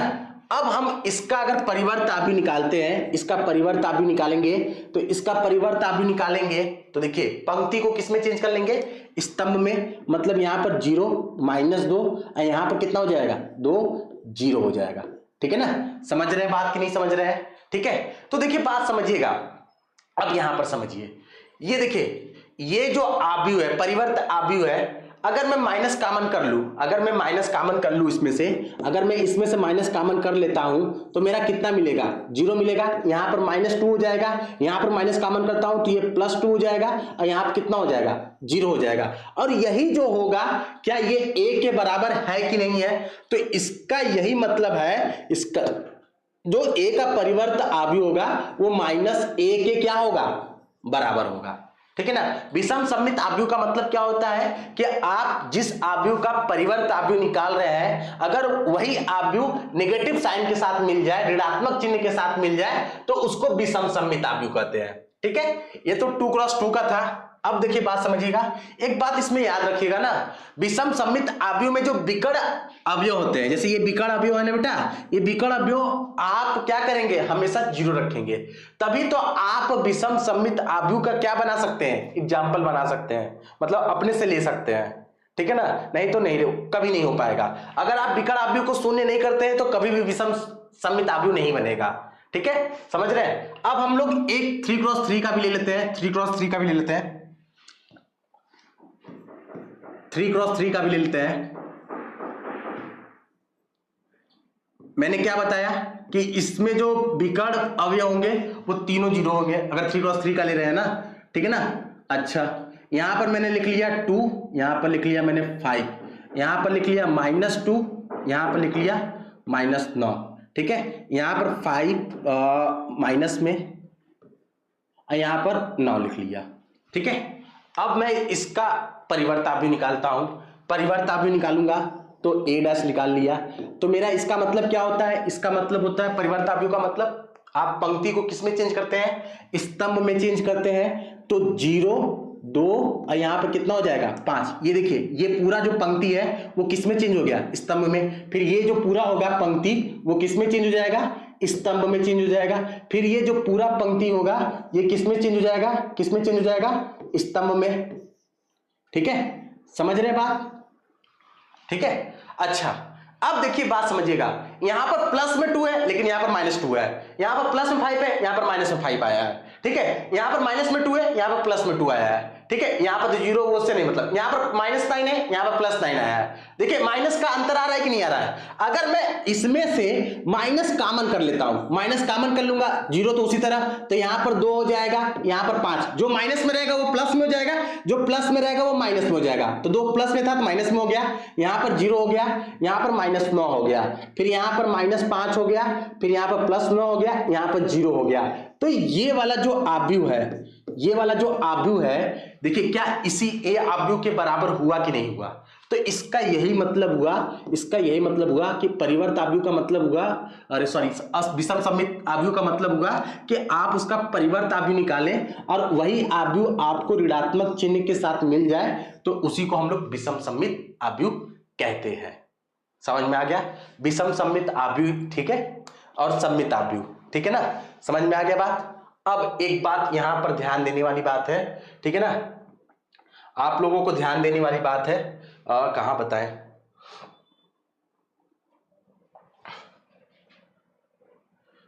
ये मिटाना पड़ेगा लेकिन इनर बोर्ड पे बता देते हैं। ठीक है ना, यहां पर बता देते हैं आप लोगों को। ठीक है, समझिएगा कहना क्या चाह रहा हूं मैं। देखिए बात समझिएगा, एक बहुत ही इंपॉर्टेंट टॉपिक है यहां पर कि ये कहता है कि किसी आव्यूह,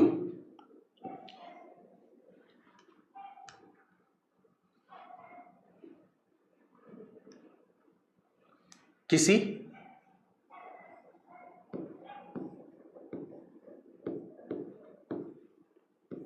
किसी वर्ग आव्यूह, किसी वर्ग आव्यूह को हम सममित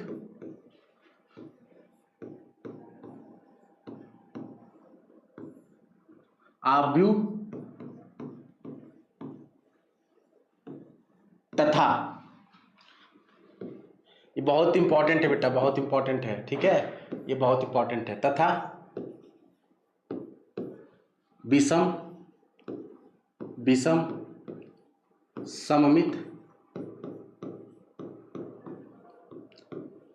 आव्यूह के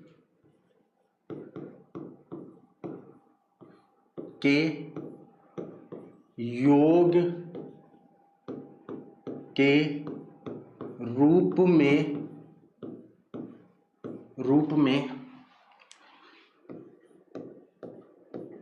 लिख सकते हैं, ठीक है। इसका मतलब समझिएगा, ये फार्मूला आप लोगों को देखने को मिलेगा बहुत जगह, ठीक है ना। क्या होता है फार्मूला? फार्मूला होता है कि a इजिकल टू होता है 1/2, ठीक है।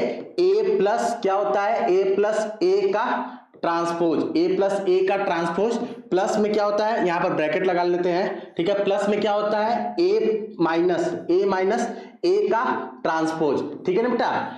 यही जो है मैंने क्या कहा था कि किसी वर्ग आव्यूह, देखिए वर्ग आव्यूह है, को हम सममित आव्यूह तथा विषम सममित आव्यूह के योग के रूप में लिख सकते हैं। तो जो ये वाला पोर्शन होता है ना बेटा, ये वाला पोर्शन होता है ना बेटा, ये सममित आव्यूह होता है। ये आपका क्या होता है? सममित आव्यूह होता है, ठीक है, ये वाला चीज। और जो ये निगेटिव वाला होता है, ये वाला निगेटिव वाला जो होता है, ये जो होता है, ये आपका विषम सममित आव्यूह होता है, विषम सममित आव्यूह होता है, ठीक है।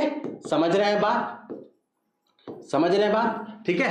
देखिए ये प्रूव भी करवा सकता हूं मैं, आप लोगों को प्रूव भी करवा सकता हूं कि ये सममित आव्यूह कैसे होता है, ठीक है ना। इसका प्रूव्ड है, देखिएगा बात समझिएगा। अगर मुझे a प्लस a डैश को सममित आव्यूह दिखाना है, तो इसका यही मतलब होगा कि इसका जो ट्रांसपोज होगा, इसका जो ट्रांसपोज होना चाहिए वो किसके बराबर होना चाहिए? a प्लस a डैश के बराबर होना चाहिए, यही ना बात होगा, ठीक है ना। a प्लस a डैश के क्या होना चाहिए? जो उसका ट्रांसपोज होगा वो इसके बराबर होगा, ठीक है ना। तो मैंने आप लोगों को एक प्रॉपर्टी पढ़ाई, अभी एक प्रॉपर्टी पढ़ाई थी परिवर्त आव्यूह में, कि a प्लस b का ट्रांसपोज बराबर होता था, क्या होता था? a का ट्रांसपोज प्लस b का ट्रांसपोज, ये मैंने बताया था ना। तो यहां पर अगर मैं लगाऊंगा, तो देखिए यहां पर क्या आ जाएगा? यहां पर क्या हो जाएगा? a का ट्रांसपोज अब प्लस यहां पर अगर लगाऊंगा तो a का ट्रांसपोज हो जाएगा कि नहीं? अच्छा, a का ट्रांसपोज उसी तरह लिख लूंगा, अब प्लस में a का ट्रांसपोज वो किसके बराबर हो जाएगा? a के। पहला ही प्रॉपर्टी, अगर a का ट्रांसपोज मतलब a का परिवर्त निकालते हैं, फिर उसका परिवर्त निकालते हैं, तो a के बराबर होगा। तो देखिए बात समझिएगा। तो जो कि यहां पर मैं इसको a प्लस a का ट्रांसपोज लिख सकता हूं कि नहीं लिख सकता हूं? तो देखिए मतलब यही ना हुआ कि a प्लस a का जो ट्रांसपोज होगा वो आपका सममित आव्यूह होता है, और a माइनस a का जो ट्रांसपोज होता है वो जो होता है वो विषम सममित आव्यूह होता है। ना विश्वास हो तो यहां पर ये भी देख लीजिएगा विषम सममित आव्यूह में, ठीक है ना। देखिएगा ये अगर हमको ये विषम सममित आव्यूह दिखाना है तो इसका ये मतलब होगा, हमको क्या दिखाना पड़ेगा? a माइनस a का ट्रांसपोज, यही तो दिखाना पड़ेगा हमको भैया, ठीक है। तो देखिए इसको अगर मैं करूंगा तो a का ट्रांसपोज माइनस a का ट्रांसपोज और a का ट्रांसपोज ये लिखूंगा, तो यहां पर क्या लिखूंगा? a का ट्रांसपोज माइनस क्या लिखूंगा? a लिखूंगा। अब देखिए यहां से अगर मैं माइनस कॉमन करता हूं तो a माइनस a का ट्रांसपोज आ जाएगा। तो देखिए ये विषम सममित आव्यूह होगा कि नहीं? क्योंकि यहां पर माइनस आ रहा है आगे। समझ रहे हैं बात आप लोग, ठीक है। तो मेरा कहने का मतलब यही है कि किसी भी वर्ग आव्यूह को आप सममित आव्यूह और विषम सममित आव्यूह के योग के रूप में क्या कर सकते हैं? लिख सकते हैं, ठीक है। समझ रहे हैं बात? इस पर एक सवाल करवा देता हूं आप लोगों से, ठीक है, ध्यान दीजिएगा।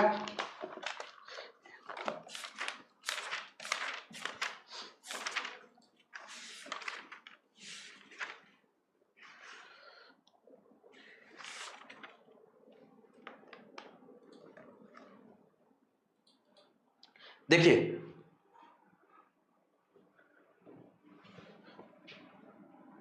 एक सवाल है,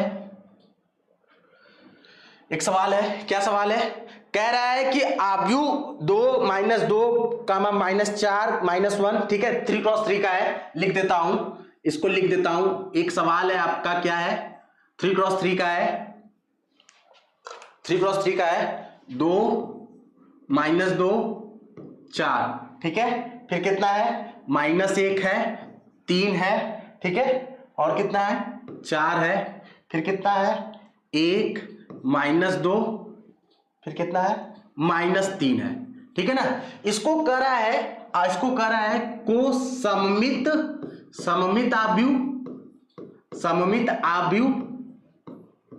आव्यूह तथा विषम सममित आव्यूह के योग के रूप में लिखिए। आपके एनसीईआरटी में भी मिल जाएगा, विषम सममित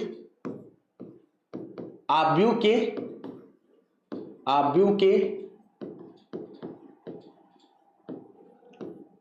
योग के रूप में लिखिए, ठीक है। चलिएगा, देखिएगा, बात समझिएगा। हमको सबसे पहले सममित आव्यूह तथा विषम सममित आव्यूह के योग के रूप में लिखना है।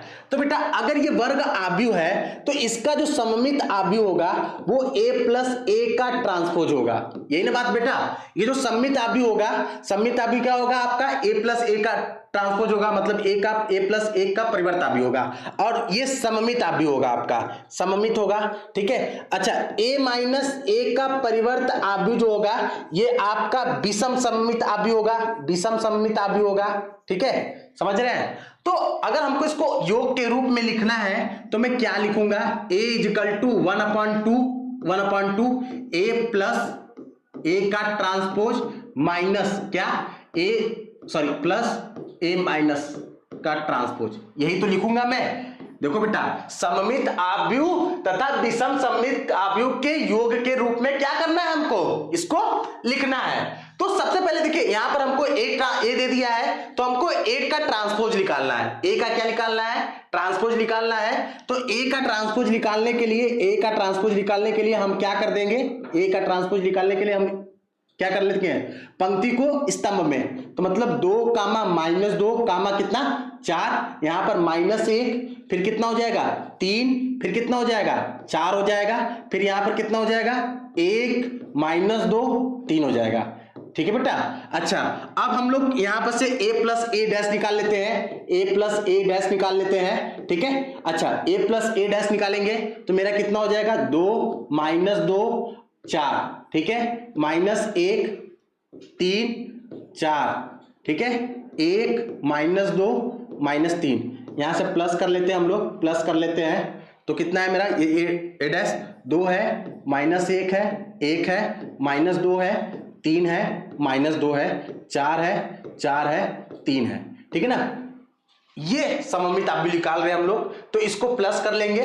फिर इसी तरह देखिए निकाल लेते हैं हम लोग, ठीक है, हम लोग निकाल लेते हैं। तो 2 में 2 जोड़ेंगे, कितना आ जाएगा 4, -2 -1 कितना हो जाएगा, -3, 4 1 कितना हो जाएगा 5 हो जाएगा, ठीक है, -3 यहां पर हो जाएगा, फिर 3 3 कितना हो जाएगा 6 हो जाएगा, 4 में से 2 गया, कितना हो जाएगा 2 हो जाएगा, 1 और कितना 5 हो गया, यहां पर कितना हो जाएगा माइनस, मतलब प्लस में 2 हो जाएगा, ये 0 हो जाएगा। ये आपका आ गया a + a का परिवर्त भी हो गया, ठीक है, समझ रहे हैं। अब इसी तरह आप क्या करेंगे, a - a का परिवर्त आप भी निकाल लेंगे, और यहां पर आप क्या कर दीजिएगा, रख दीजिएगा, तो आपका जो होगा वो सममित आव्यूह और विषम सममित आव्यूह के रूप, योग के रूप में क्या हो जाएगा, लिख जाएगा, ठीक है ना। अब देखिए ये तो पूरा थ्योरी था, अब इस पर जो सवाल है वो अगले क्लास में, अगले वीडियो में आप लोगों को मिलेगा। ठीक है बेटा, समझ रहे हैं? अच्छा, आव्यूह का जो व्युत्क्रम है वो इस बार हट गया है, ठीक है ना, समझ रहे हैं? तो इसीलिए मैंने उसको नहीं पढ़ाया। ठीक है, मुझे लग रहा है कि आप लोगों को क्लास बहुत अच्छे समझ में आया। आज के लिए धन्यवाद।